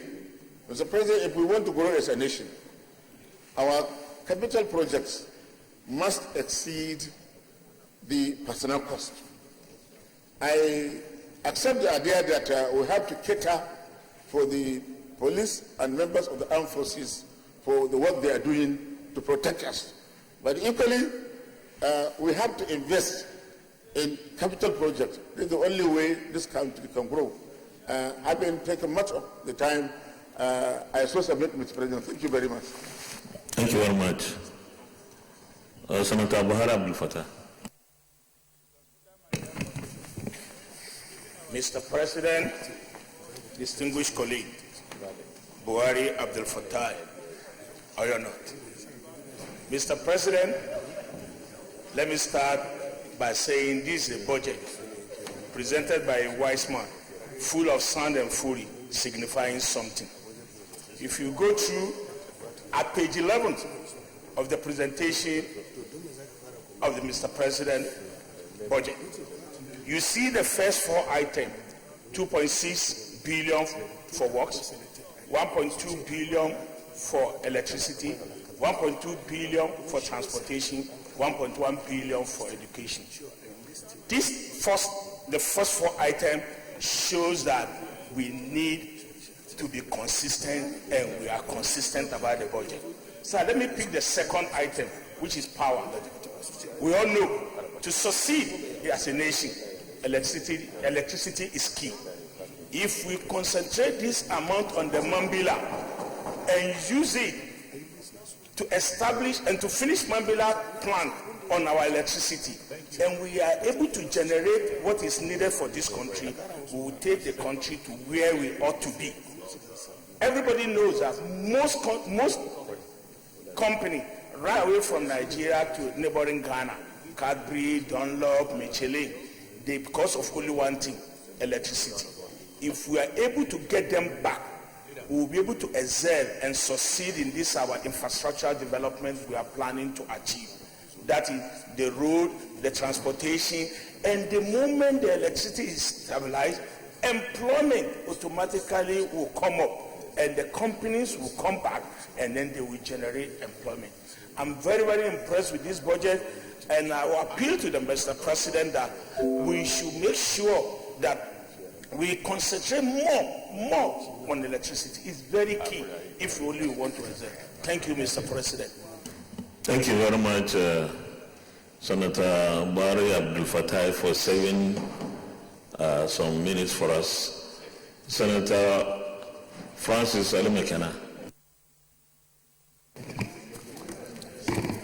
Mr. President, distinguished colleagues, my name is Senator Francis Alimekana, representing the good people of Edo North. Mr. President, I have to commend Mr. President for presenting this budget of 2020 to the National Assembly yesterday so as to fast-track the restrictive passage. Mr. President, there is no budget that is 100% free from criticism. It all depends on the monitoring and the oversight of the budget. Many people have commented on what we want to say. But for instance, Mr. President, I believe that the exchange rate of 305 is unrealistic to this our country. Because the exchange, the generality of Nigeria don't experience what the official exchange rate. Even if you go to the central bank, you hardly get the 305 exchange rate. And you can see that the money that people are getting from an answer for exchange rate is about 350 something, 360 per $1. Then why are we fixing 305 when we need money? If the central bank decides to increase the 305 to 320, we have more money to foot our budget deficit. Now the idea of 305 and people are now trading on their lean resources to sell the dollar at 360, and if you go out, even for the bureau de change, you can never get the bureau de change. You can never get the exchange rate at 305. Why are we fixing it at 305? To get more money to central bank or to get more money to the businessmen who operate the bureau de change? Mr. President, I believe that this exchange rate should be uniform. For instance, if the central bank is selling 305, let them jack it up to 320. You can go to central bank to get exchange rate at 320. If you go to bureau de change, 320. Then we have the uniform exchange rate. Then you see that things will go down where instead of people trying to make the common people of this country. Then too, Mr. President, I disagree with my colleague who said the money given to the money to Ministry of Works is too small. It's even too high, because if you manage what is given to the Ministry of Works, 200-something billion, it's not a small thing.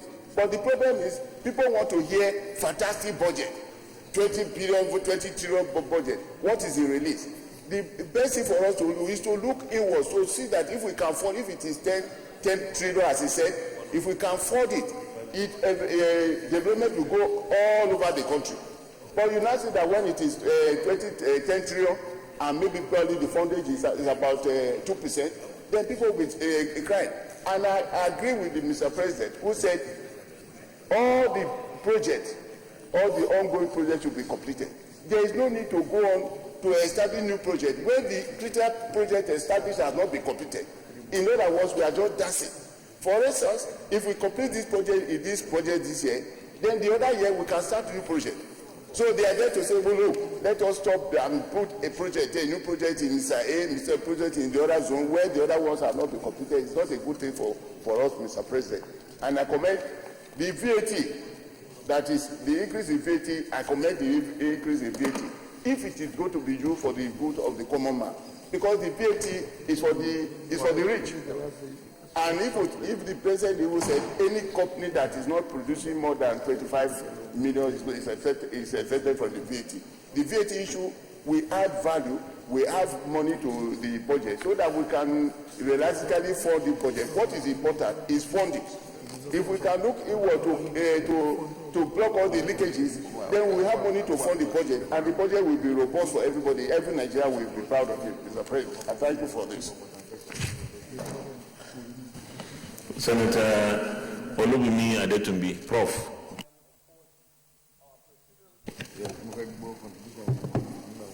Thank you, Mr. President. My name is Olubumi Adetumbi from Ekiti North. The President has done well by bringing forth this budget in good time. And we hear that it's unprecedented in the last 10 years. And we hope that the executive arm of government will continue to expeditiously bring up annual budgets on time in future years. Once upon a time, Nigeria had so much money, and the concern was how to spend. it will appear that we now have so much to do, but with very limited cash available to do so. Because over the years, the borrowings to finance deficit and debt servicing all points to the fact that the Nigerian revenue of old is no more the same case as we have now, and the fundamental challenge of our budget in these days seems to be the deficit of our revenue projections. Mr. President, in the current year, we have 42% of our met revenue estimate, because the President announced a figure of 58% performance over the current year's estimate. And as of June this year, the President reported that the country was already in 1.35 trillion deficit as of June, which means there may be more for the rest of the year. Now, with similar assumptions relied upon for 2020, we do not need any crystal ball to determine if we are going to be having similar results as we are experiencing at this time. Which brings me to the fact that between medium-term revenue framework and medium-term expenditure framework, I believe the choice is clear. What should be the driver of medium-term fiscal projection? Because once we are able to fix revenue, expenditure becomes easy and less burdensome. Otherwise, what's the point in having annual plans and the pain of underperforming budgets that is likely caused because of revenue shortage and other systemic and procedural challenges that seems to beset our budgets in recent years? The President, in his speech, paragraph 63 to be precise, said that the country will be returning into economic development planning. I think we need to welcome this development as a departure from the old method of working. The country actually needs to return to prioritize planning and a budget that derives its estimate from plans that have been agreed with the rest of the country. This is a welcome development, and it's a positive sign of good things to come, that we'll be going back into the era of planning as a basis for budget. Let me quickly say that there are two frameworks for developing countries to evolve plans. One is the global SDG framework and the Africa 2063. The starting point will be to quickly determine what is the convergence or divergence between Nigeria plans and these regional and global frameworks, so that we can comply with international expectations and be able to raise money globally to finance our development. It is important that we also look at what is the relationship between our medium-term fiscal strategy paper and the MTEF and the medium-term revenue framework and the plans that we set for ourselves. Right now, there seems to be no connection. And this is something I believe that this, in coming years, we will be able to address. Mr. President, the country, through its National Economic Council and the Joint Planning Board, exists to coordinate planning and policy between federal and state government. Why can't we also have a joint budgeting board between the federal and the state, so that we can vertically coordinate fiscal activities of the federal government and those of the states?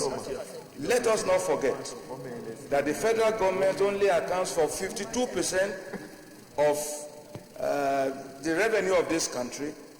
The remaining 48% is coming from states. So the budget of this federation is not just the budget of the federal government.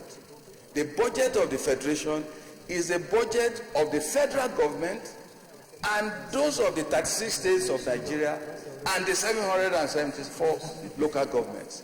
There is nowhere in Nigeria where we have any consolidated figure of what states are budgeting in infrastructure, in education, in health, that can enable us to know exactly what is the amount of public spending that is taking place in respective sectors, and whether the federal government and state government are working across purposes or spending money in a coordinated manner. This is an area where I think a lot of work is required to be done. Finally, Mr. President, it is in the interest of this country that we look at the National Assembly Budget and Research Office, NABRO. It has to come to life if the role of the National Assembly as the keeper of the purse and he who determines how we spend or not. This role is only being able to perform when the National Assembly's institution that is charged with the responsibility of budgeting and planning is put into place, so that at times like this, we have an intellectual house within the National Assembly to lean upon to be able to make important contributions to the national budget debate. Mr. President himself, in his paragraph 22 of his speech, described the fiscal condition of Nigeria as an anomaly. Those are his words, which means the president is aware. He understands what the issues are. It is anomalous for us for the level of deficit and revenue failures that we're having, but God forbid it that we experience a fiscal collapse because of our revenue situation. And I want this National Assembly, this Senate in particular, to focus less on expenditure provisions. It's easy to put anything into the budget. It's easy to expand. It is easy to expand expenditure, but the real challenge of planning and budgeting in Nigeria is revenue generation, and revenue generation. Thank you, Mr. President. Thank you very much, distinguished Prof. Senator Kabiru Ibrahim Gaya, Kano South. Mr. President, my distinguished colleagues, before we continue with the debate, I am Kabiru Gaya, representing the people of Kano South. Thank you, Mr. President, for giving me the opportunity to speak on this budget. First of all, I would like to commend the President Muhammadu Buhari, for bringing out this budget, and the budget name is Sustaining Growth and Job Creation. I know the last year's budget was budget on continuity, and therefore for this 2019 by 2020 budget, we're able to carry most of the projects that are viable for continuation. Number two, Mr. President, my colleagues have spoken so much in that area, and I don't want to be repeating myself, but I'll go mainly into areas of concern. The release by the President for the 2019 budget of almost 300 billion, which is 20% of this year's budget, and the promise that before December, we will release another 600 billion, which will be about 40%. So therefore, this year's budget of 2019, there will be a release of about 60%. I think that's good enough. Mr. President, I would like to show some areas of concern. I've seen the distribution of ministries. I really want to show concern, Ministry of Agriculture. The amount is just 3 billion. When we're trying to improve ways of getting jobs for people, agriculture is one of the major areas where projects or jobs can be created to teeming Nigerians. Therefore, that budget, I believe, is low for 83 billion. The water resources budget also, where we could do clear lands, allow people to go for improve their farms and so on, is only 82 billion. I think there needs to be an improvement on that much. Mr. President, I'm also very much concerned on the budget of also Northeast Development Commission. It is reading to 38 billion, which is extremely very low. The international committees themselves contributed over $546 million on the project of Northeast. And when you combine that, that will be about 140 billion naira. So for our country, Nigeria, we are only putting 38 billion. which the project is concerned to us. So therefore, I believe that we should look at that Northeast Development Commission and improve that at 8 billion. One of the areas why I'm raising for this increase is simply because we can improve our benchmark from 57 to 60 dollars per barrel.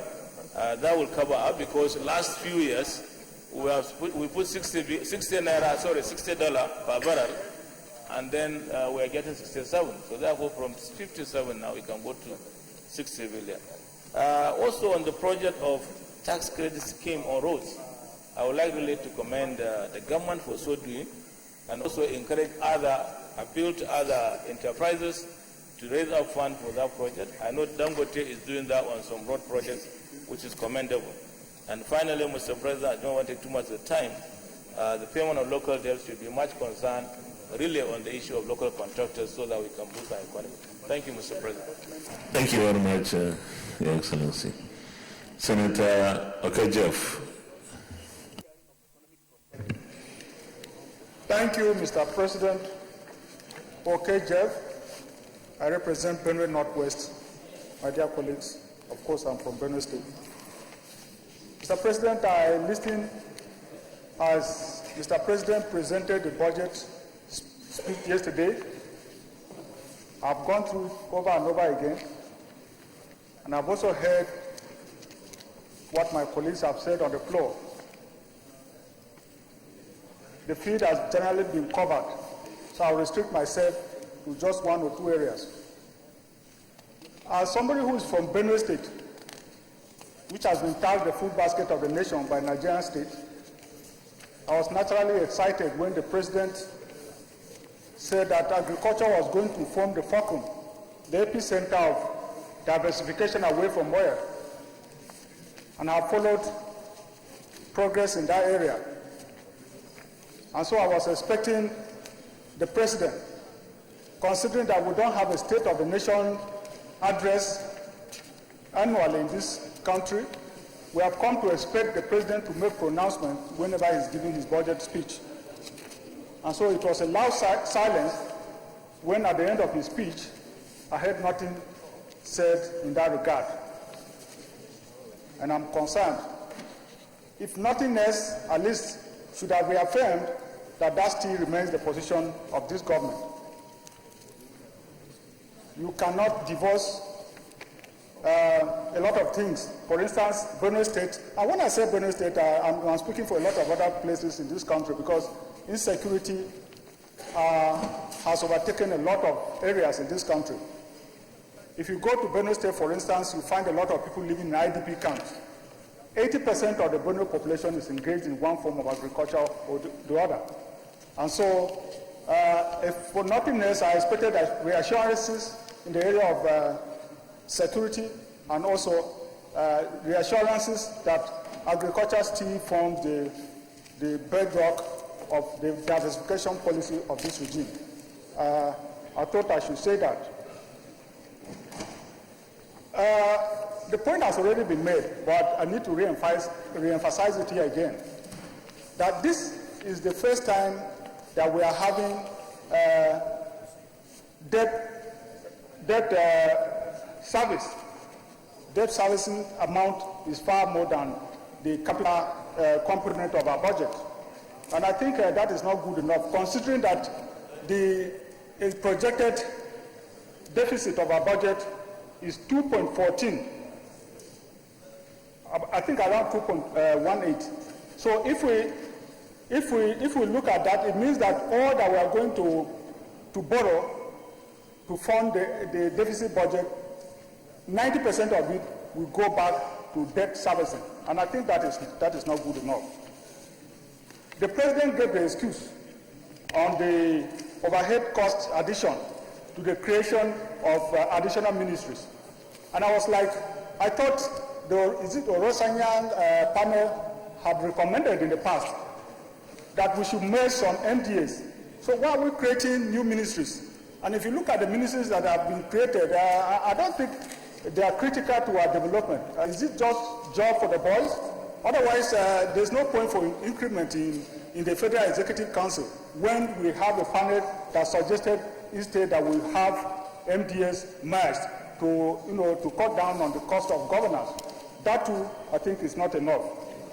The president also said that new projects should not be embarked on unless in areas that you have completion, unless the MDAs have satisfied themselves that ongoing projects would have been completed. Now, the question I pose is that what of those areas that don't have ongoing projects? Should they too be caught up in this directive that no new projects should be embarked upon? That would be serious, considering that we want as much as possible to spread the development in this country.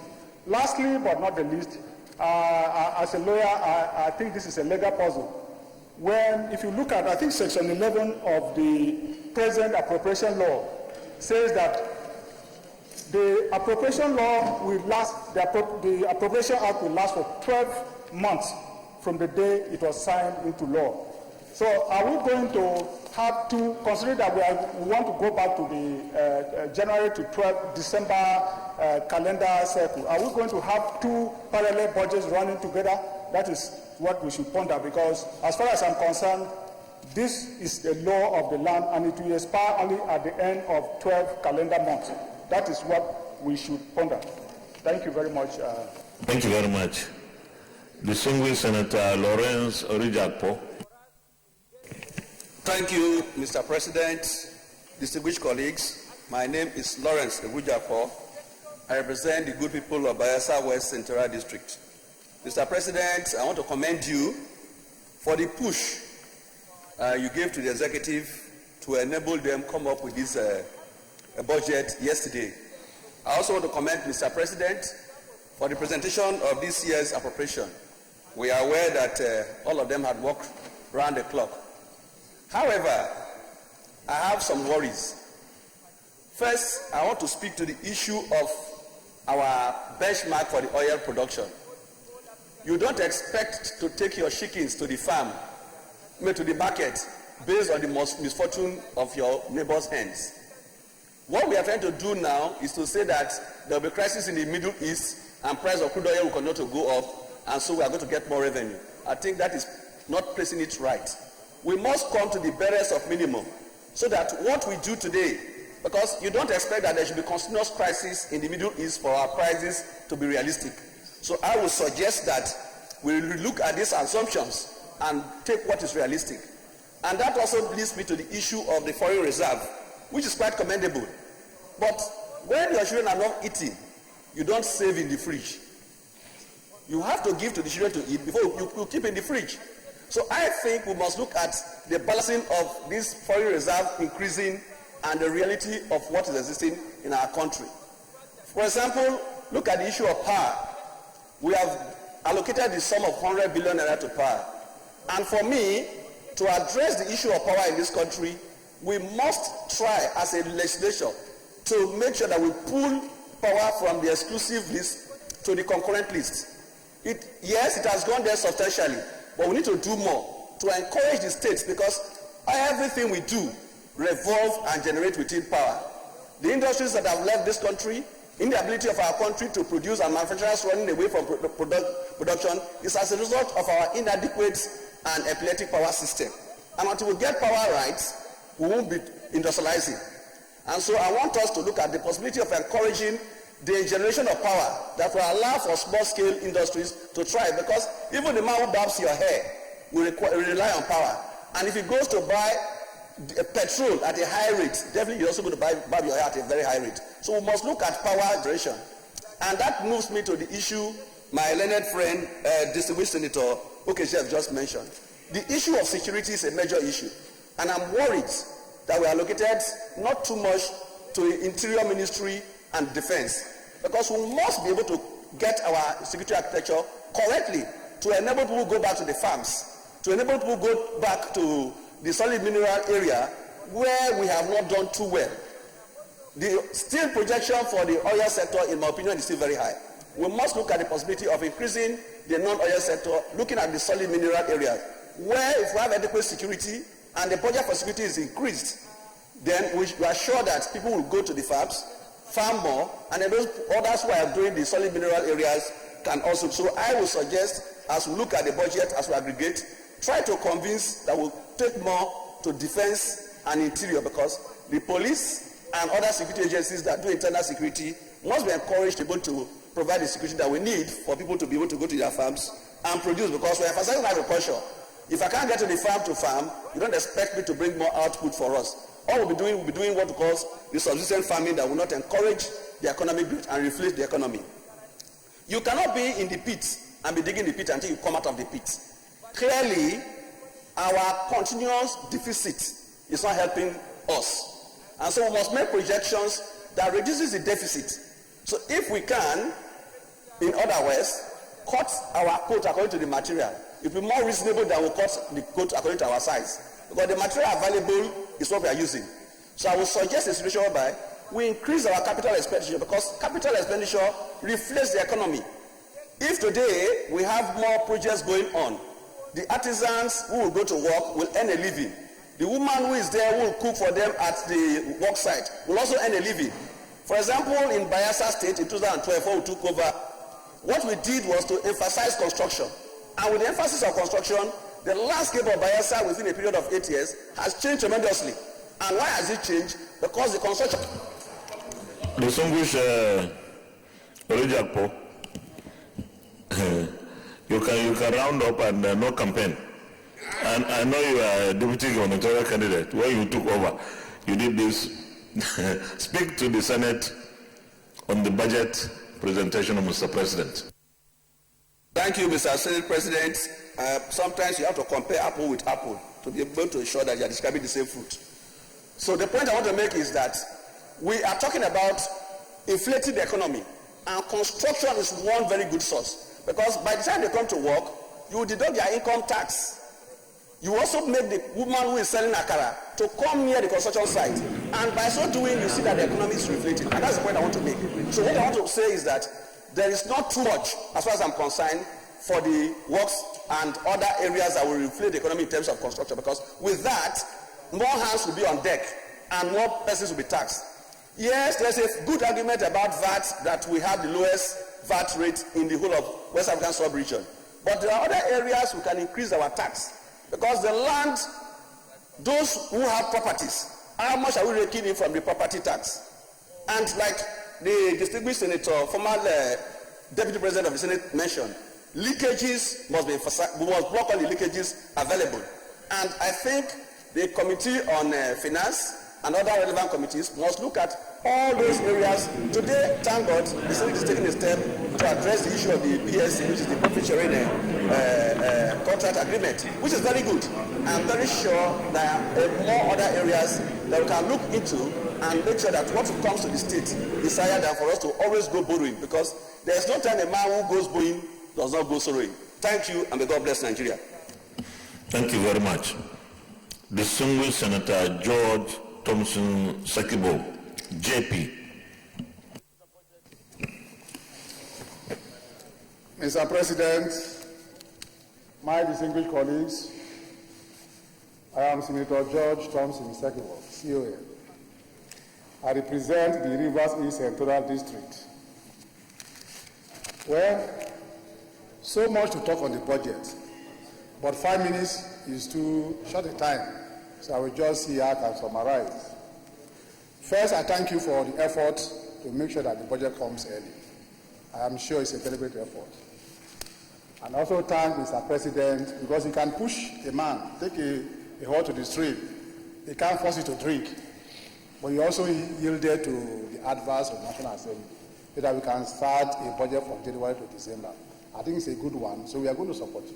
I'm going to support you. But why a budget of 10.33 trillion? Why? You know you don't have the money. Last one you did in 2019, you are struggling as of June, 58%. And then you are doing another one for 2020, and he says 10.33 trillion. I think it is on the high side.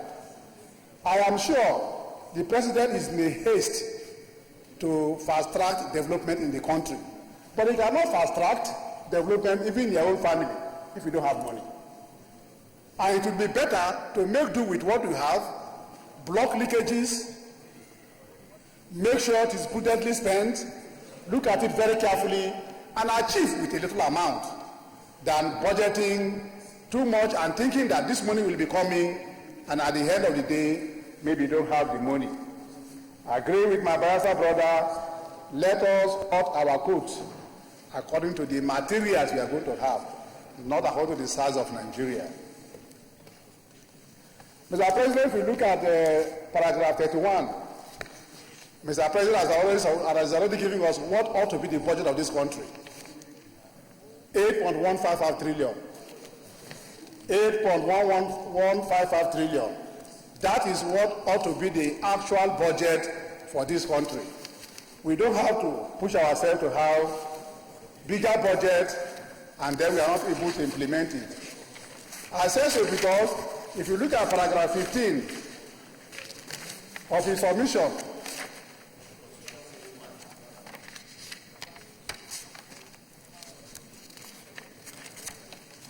paragraph 15 of the submission, paragraph 16, 17, and 19, in his speech, he said that most of the expected revenue could not be realized. Now, if they can be realized, have you gotten a better method of realizing the revenue if I were Mr. President? And Can you read that portion? But it will take my 5 minutes. The portion that this president said that most of the revenues will not be realized, as you just said. I'll read one. Daily oil production average 1.86 million barrels per day as of June 2019, as against estimated 2.3 million barrels per day. So that was 2019. It's not 2020 budget. We are talking, see, for you to get the 2020 budget right, you must come from 2019 budget. My take is this. If he has left it as maybe 1.86 billion barrels per day, and then we work with that one, if we get surplus budget, it will still come to our coffers. We are not running away from that. That's my thinking. And that is why I'm saying that paragraph 31 of what he has said, if I were the executive, I will adopt 8.155 trillion as the budget, and then make sure I work with all that. If you go down to paragraph 18, receive from value-added tax, you have below expectation. So you see, if you read all of them, he says so. I didn't say it. That means that there are problems. We have problems of raising funds. If we have a problem of raising the same fund, have we correct all the loopholes? Have we put all the gadgets to now raise more funds than what we were able to raise in 2019? The other issue I will talk about is the budget itself.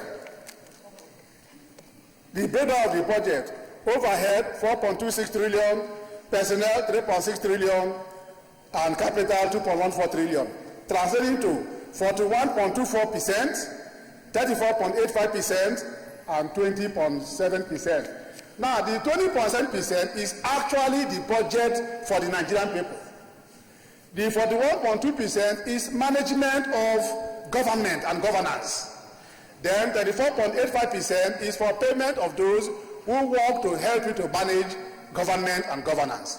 So you will see, the main purpose you are working for, the people, what you are giving to them is 20.7%, which is quite lower than what is used to maintain the system. Every year they bring the same computer, it's not there, this one is not there, and every year you keep on buying computer. For me, we have to look at overhead and slash it as much as we can and bring it to capital project. And also see on the benchmark of the oil from 57 whether it is possible to keep it at 60. Now, if it is possible to keep it at 60, that is just difference of $3. I'm sure when computed, also help to reduce the deficit. The next issue, Mr. President, I will talk about is on the deficit and borrowing.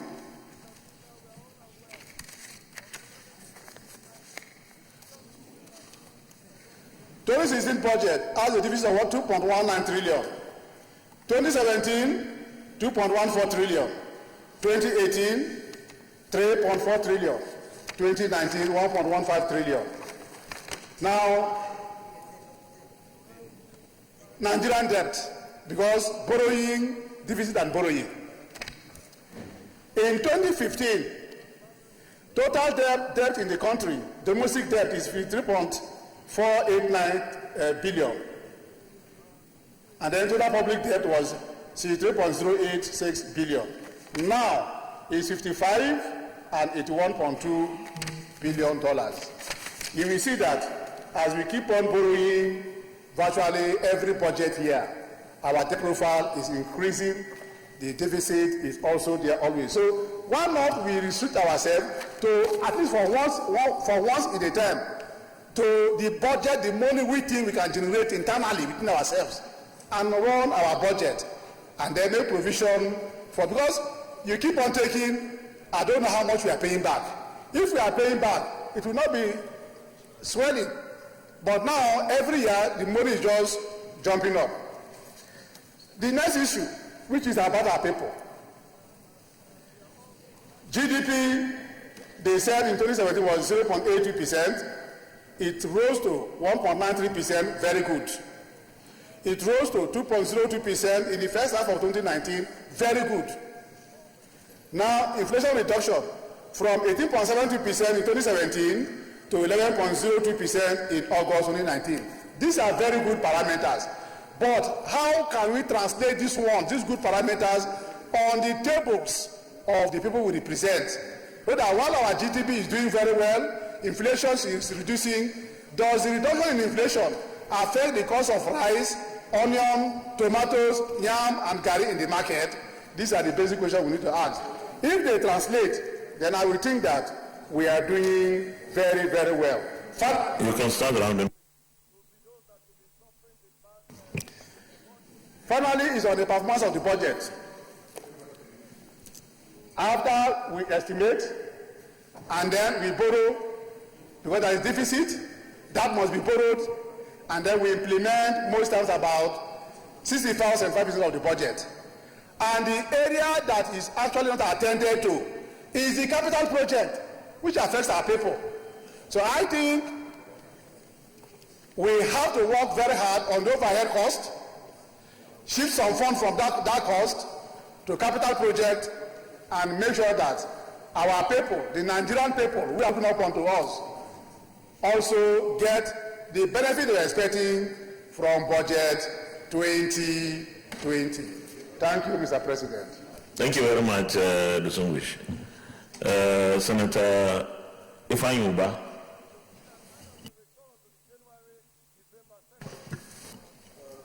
Okay, Senator Gobir.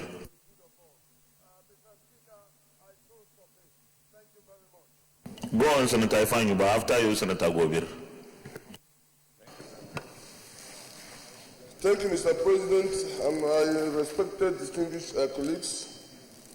Ifeanyi Anambra South. Mr. President, we're looking at the budget and some salient points that needs to be addressed. I am looking at the capital budget allocated to works, because for us, this is an area that we are very much interested due to the deplorable state of the roads in the southeast, the second River Niger Bridge, and then the state of ecological issues we are having in the whole of southeast. And looking at the budget that was allocated to the works, that is where I want to look into. Mr. President, I think we should look at how we can adjust. If not, then we can make amends by proportionating a lot of money towards the development of Southeast. Looking at the budget as well, 47 billion was allocated to Northeast Development Commission, which I have no problem with. But for us in the whole of Southeast, Mr. President, you need to pity us when we go down to that Southeast, the state of roads, and the ecological problems we're having. So, in my own submission, Mr. President, I don't want to take much of our time. When we get into consolidations, I would like to raise that we allocate more money to works so that we can use that to a portion of that to help in ameliorating the state of roads in Southeast and then the erosion that is almost caving in a lot of families today. Thank you, Mr. President. Very much. Senator Dr. Ibrahim Gobir.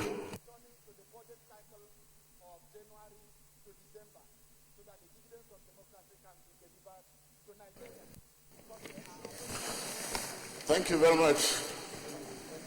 Your Excellency, distinguished colleagues, my name is Ibrahim Gobir, representing Sokoto East. Well, I would like to seize this opportunity to congratulate the President of the Senate for insisting that the budget should be brought to us for discussion yesterday. Well, the highlights of the budget, because some of the parameters there are really problematic. But of course, we will look at them slowly. On the issue of GDP of 2.93% to be achieved in 2020, I think this leaves a lot to be desired, because for a developing nation of this nature, we need to have a percentage growth in GDP of about 5 to 6%. And if we have that, then we should be able to move. Now, the oil production of 2.18 as against 1.86. This is also another bad projection, because consistently we have been producing 1.86. And if care is not taken, we are going to lose so much from there. And by the time you take 1.86 from 2.18, you will have a shortfall of about 9.6 billion naira from the total budget. Then if you look at the total budget of 10.3 trillion, then you will see that for sure our economy is really in shambles for now. It is really a problem. We have to sit down together to salvage the economy. Considering 1.93 trillion, which is for the deficit, and then the 2.4 trillion, which is for the service of the debt. When you add the two together, we would have 4.3 trillion. But this money is not spendable money. So this money is gone, it's not our own money. And therefore, if you take 4.3 from the 10.3 trillion, we have only 6 trillion as the money that we may likely spend, if actually the implementation goes straight. So the budget, I do not believe is 10.3, but maybe 6 trillion. Then if you look at the capital expenditure of 30% as against recurrent expenditure of 70%. Again, for a developing nation, we shouldn't have this if we would have to develop. We have growth and development. And that means you have to have 70, 30. 70 capital and the 30 for recurrent. I pray God will give us the wisdom to achieve this in future.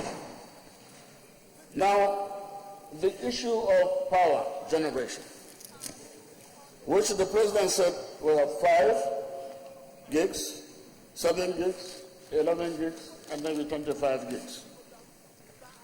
You see, this is an area that we have to be very, very serious about so that we can use mixed fuel system. We have to use mixed energy to be able to produce all this. And if we are not well forecast, for sure, we will not be able to achieve this. Because power, actually, everything we have in this country, particularly development, industrialization and so on, they all depend on this power. And if the power is not right, nothing will be right. If you look at South Korea, with a population of 40 million, They have 80 gigs. And in that case, you will see for every South Korean, he has 2,000 watts to use. But if you calculate Nigeria as of today, every Nigeria has only 24 watts to use. So which means certainly, even if you are using energy valve, you may not have light in some areas. So I think it's a problem.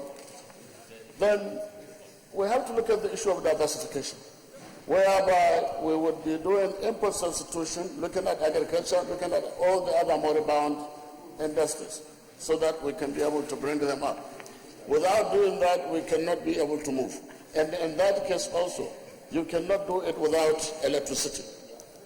Now, I am very worried when you look at the defense spending, and then you also look at the issue of security in this country, and then you also look at the issue of paying unemployment or trying to reduce recruitment.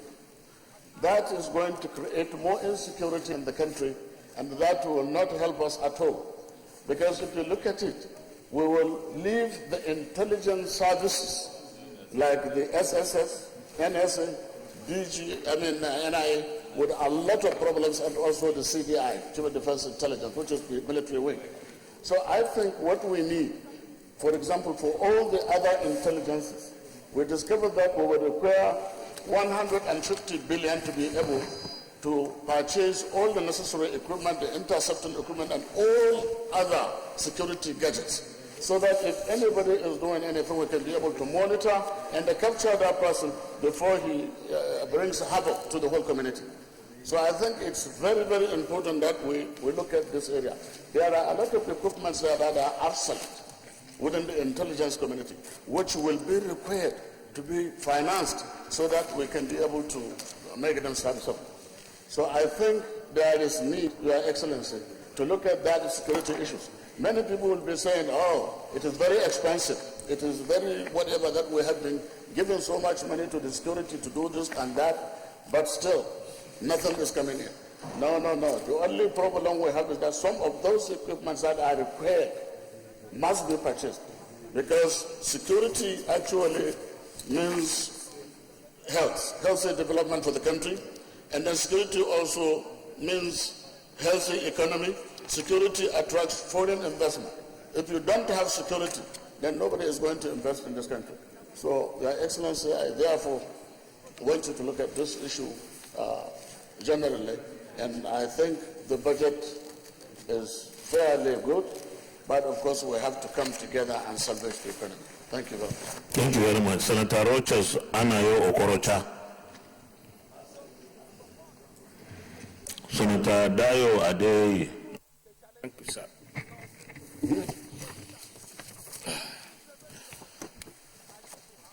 Thank you, Mr. President. My name is Adedayo Adeyeye, representing the good people of Ekiti South. Mr. President, let me commend you, because what we are witnessing today is as a result of your initiative. Your initiative in the sense that you came out with the idea that the budget cycle in Nigeria should change from January to December. And you kept on hammering on that, and I think all of us in the Senate bought into that agenda and embraced it. And as a result of our pressure and our insistence, the executive took a cue, and Mr. President laid the budget before us yesterday. I want to also commend Mr. President for doing that, because he could as well just ignore us and insist on doing things as usual. But I want to commend Mr. President for taking a cue and bringing the budget on time, so that we too can now work assiduously to pass it and then begin the budget cycle from January to December. In that budget, there are so many things that are positive and which should be commended. Number one, we have an increase in the last few years. Our foreign reserve have been increasing. That is commendable. That is very commendable. There has been a reduction in the rate of inflation in the country. The GDP has been growing steadily from 0.82% in 2017 now to 2.02% in the first quarter of this year. These are positives that we can see in the last few years.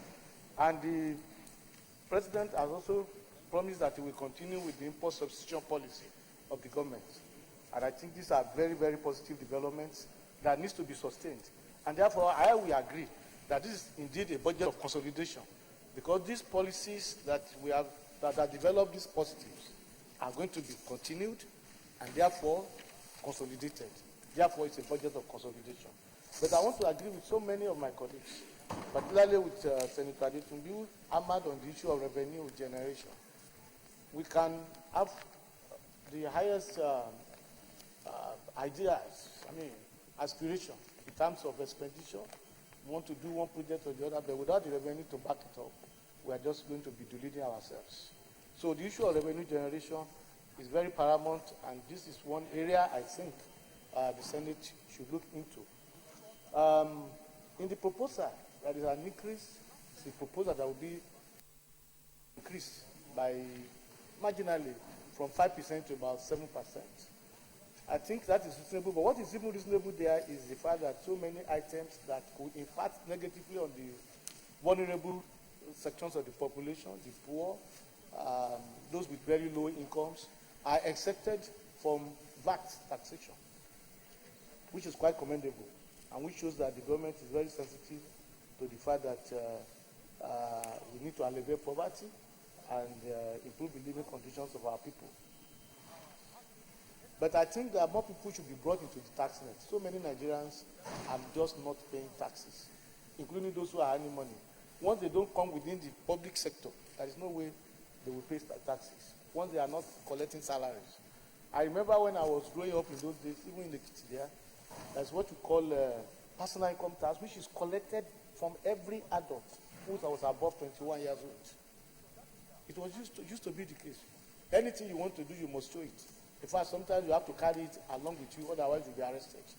I think we must do everything to bring more people into the tax net revenue of the country.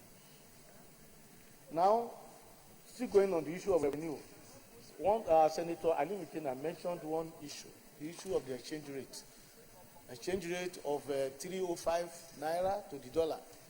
Whereas we all know that in the parallel market, it is between 357 to 360 naira to the dollar. Why the huge gap between the official exchange rate and the parallel market? I believe if we find a convergence between the two rates, our revenue could be increased. Otherwise, we will be repeating what has been plaguing Nigerian economy for long, this issue of round tripping.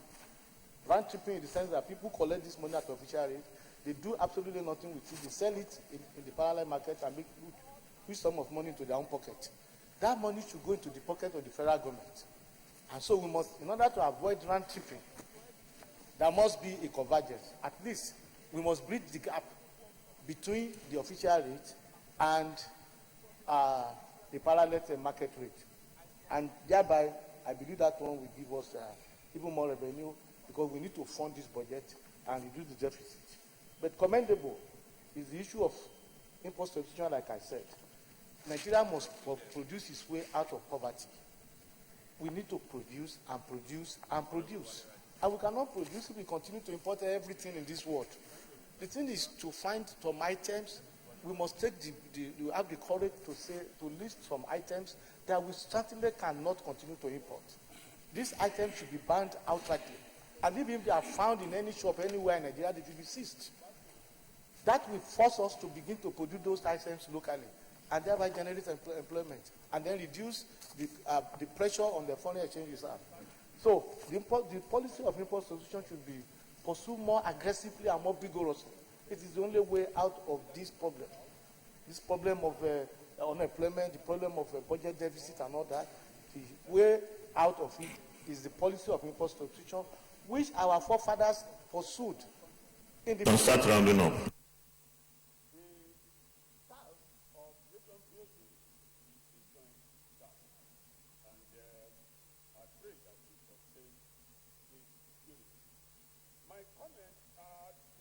Are completed. I read somewhere sometimes ago that if you take a complete value take a value of all the projects that have not been completed in this country that have been started for decades. They will run it to more than even 15 trillion. So we cannot continue that way. The idea now is to make sure that we complete all the existing projects, and I commend the federal government for that. Thank you very much. Thank you very much. Thank you. Senator Michael Opeyemi Bamidele.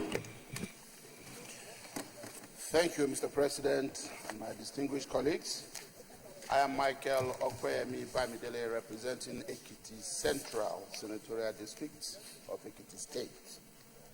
Mr. President, I join my distinguished colleagues in commending both the executive arm of government as well as the legislative arm of government for ensuring that the 2020 appropriation bill was laid before the National Assembly in a manner and with such a level of alacrity that has gone to show that it's not going to be business as usual. The timing is appropriate, and as far as we are concerned, the mood in the country is consistent with what we saw yesterday. Mr. President, our colleagues have dissected or have begun to dissect the general principles of the 2020 appropriation bill. And I just want to add that as much as possible, part of the concern of members of public that I have personally listened to since yesterday when Mr. President presented the appropriation bill, having to do with possible conflict, legal conflict that might arise, as a number of people expressed on different TV channels this morning, regarding a conflict between 2020 appropriation bill by the time it would have been signed to law in January or December, and the existing 2019 Appropriation Act, where the law is clear. The life of an Appropriation Act is 12 calendar months. And to the extent that 2019 budget or the appropriation bill was signed into law in June of 2019, it then would appear that it will be alive till 2020 June.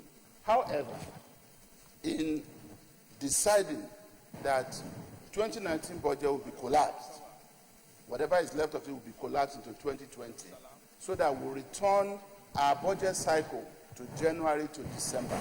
Obviously, what is before our parliament, which by God's grace we're on top of and will be done, is to address the issue of enactment of 2020 appropriation bill, as well as a repeal of 2019 Appropriation Act as of the 31st of December 2019.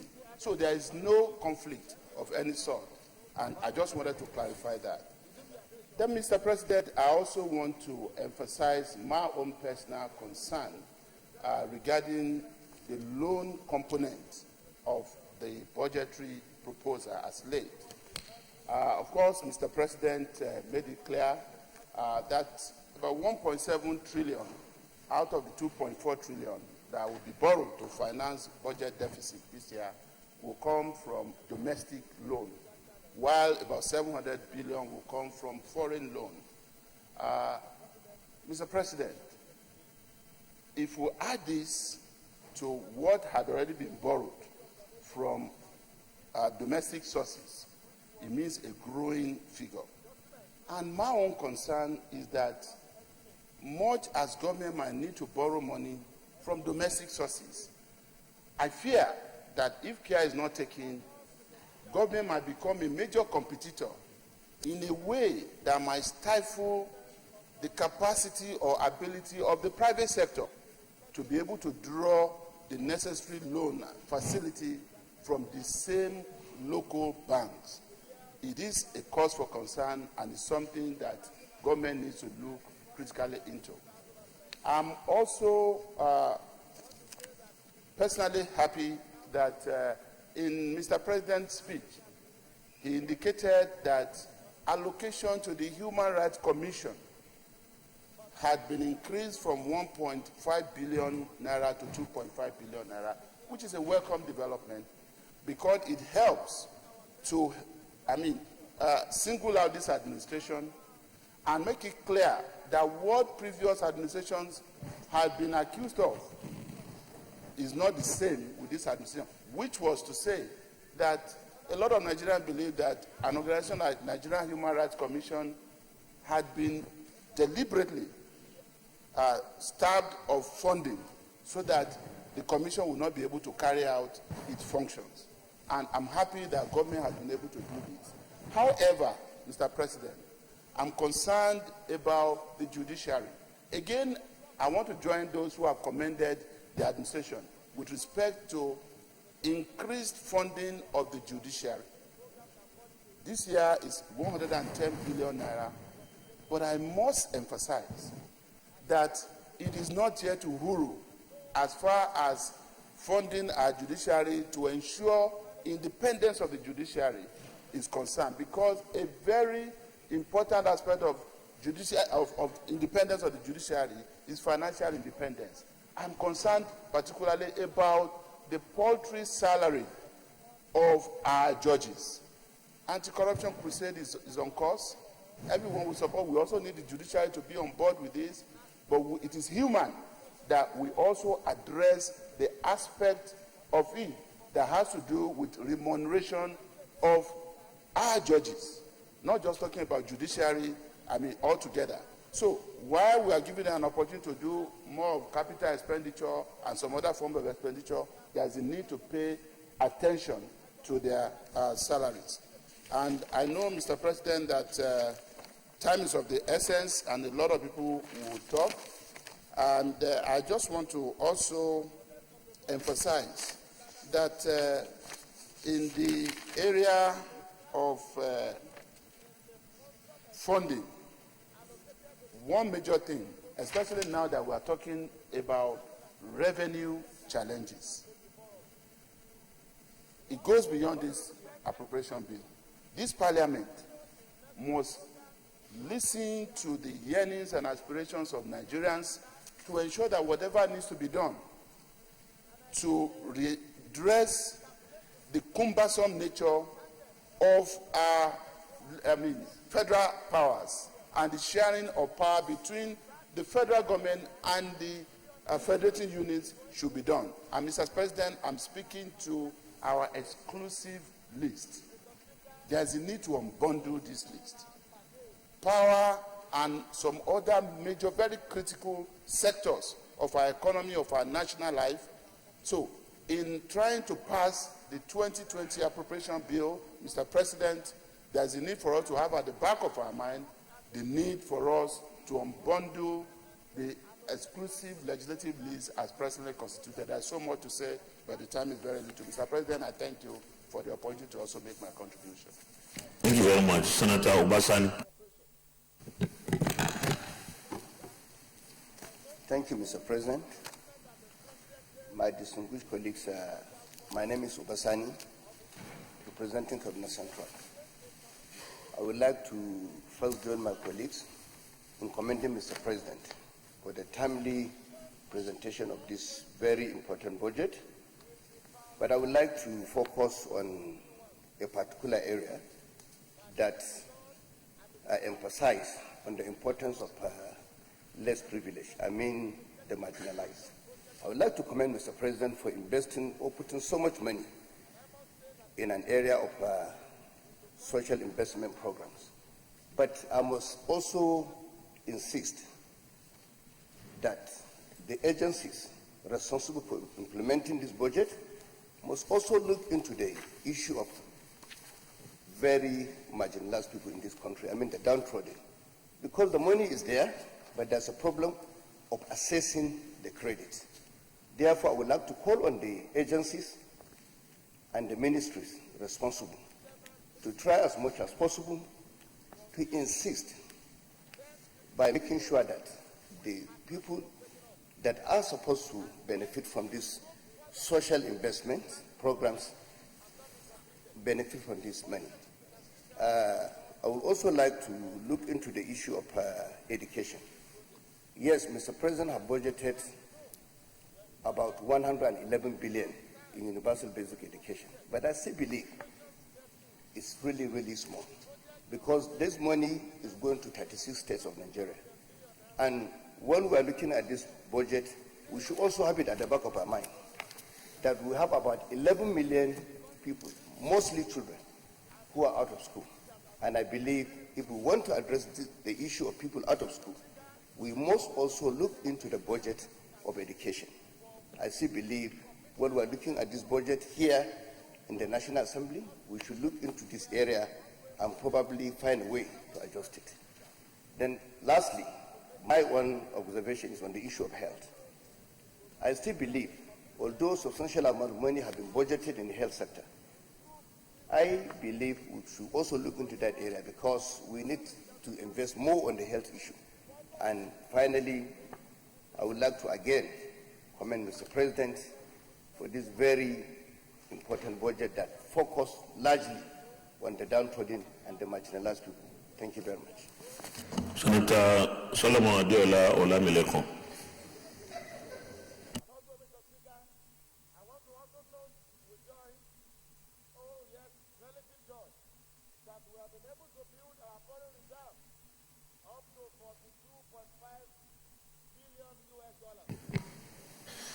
I want to seek the indulgence of the chair if I can make my contribution tomorrow.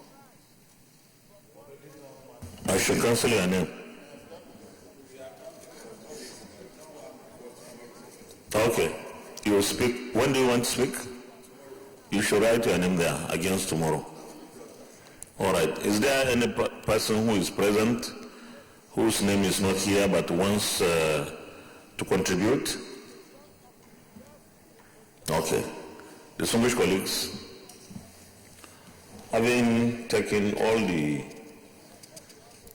names and contributions from our colleagues who signified their interest to speak or make their contribution in the debate today, the order paper is exhausted. But let me remind us that tomorrow is going to be a continuation of the debate, and in fact, even Tuesday, from the list I've seen, almost a good number of senators, over 20 or close to 30, indicated they want to contribute on Tuesday next week. So we have tomorrow to continue with the debate, and Tuesday next week. So we will adjourn, and the Senate leader.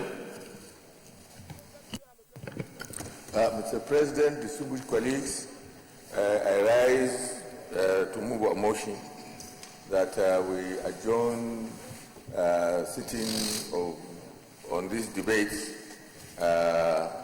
until tomorrow at 10 o'clock prompt. So move.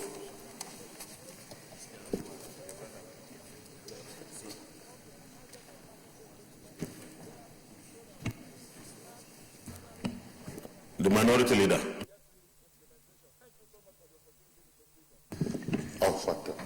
Thank you. Mr. President, distinguished colleagues, I rise to second the motion that this Senate now do adjourn to Thursday, tomorrow, the 10th of October at 10 a.m. prompt. I so second. Distinguished colleagues, those in favor of the motion that this Senate do adjourn till tomorrow, 10/10/19, Thursday, at 10 a.m. prompt, say aye. Those against say nay. The ayes have it. The Senate is hereby adjourned till tomorrow, Thursday, at 10 a.m. prompt.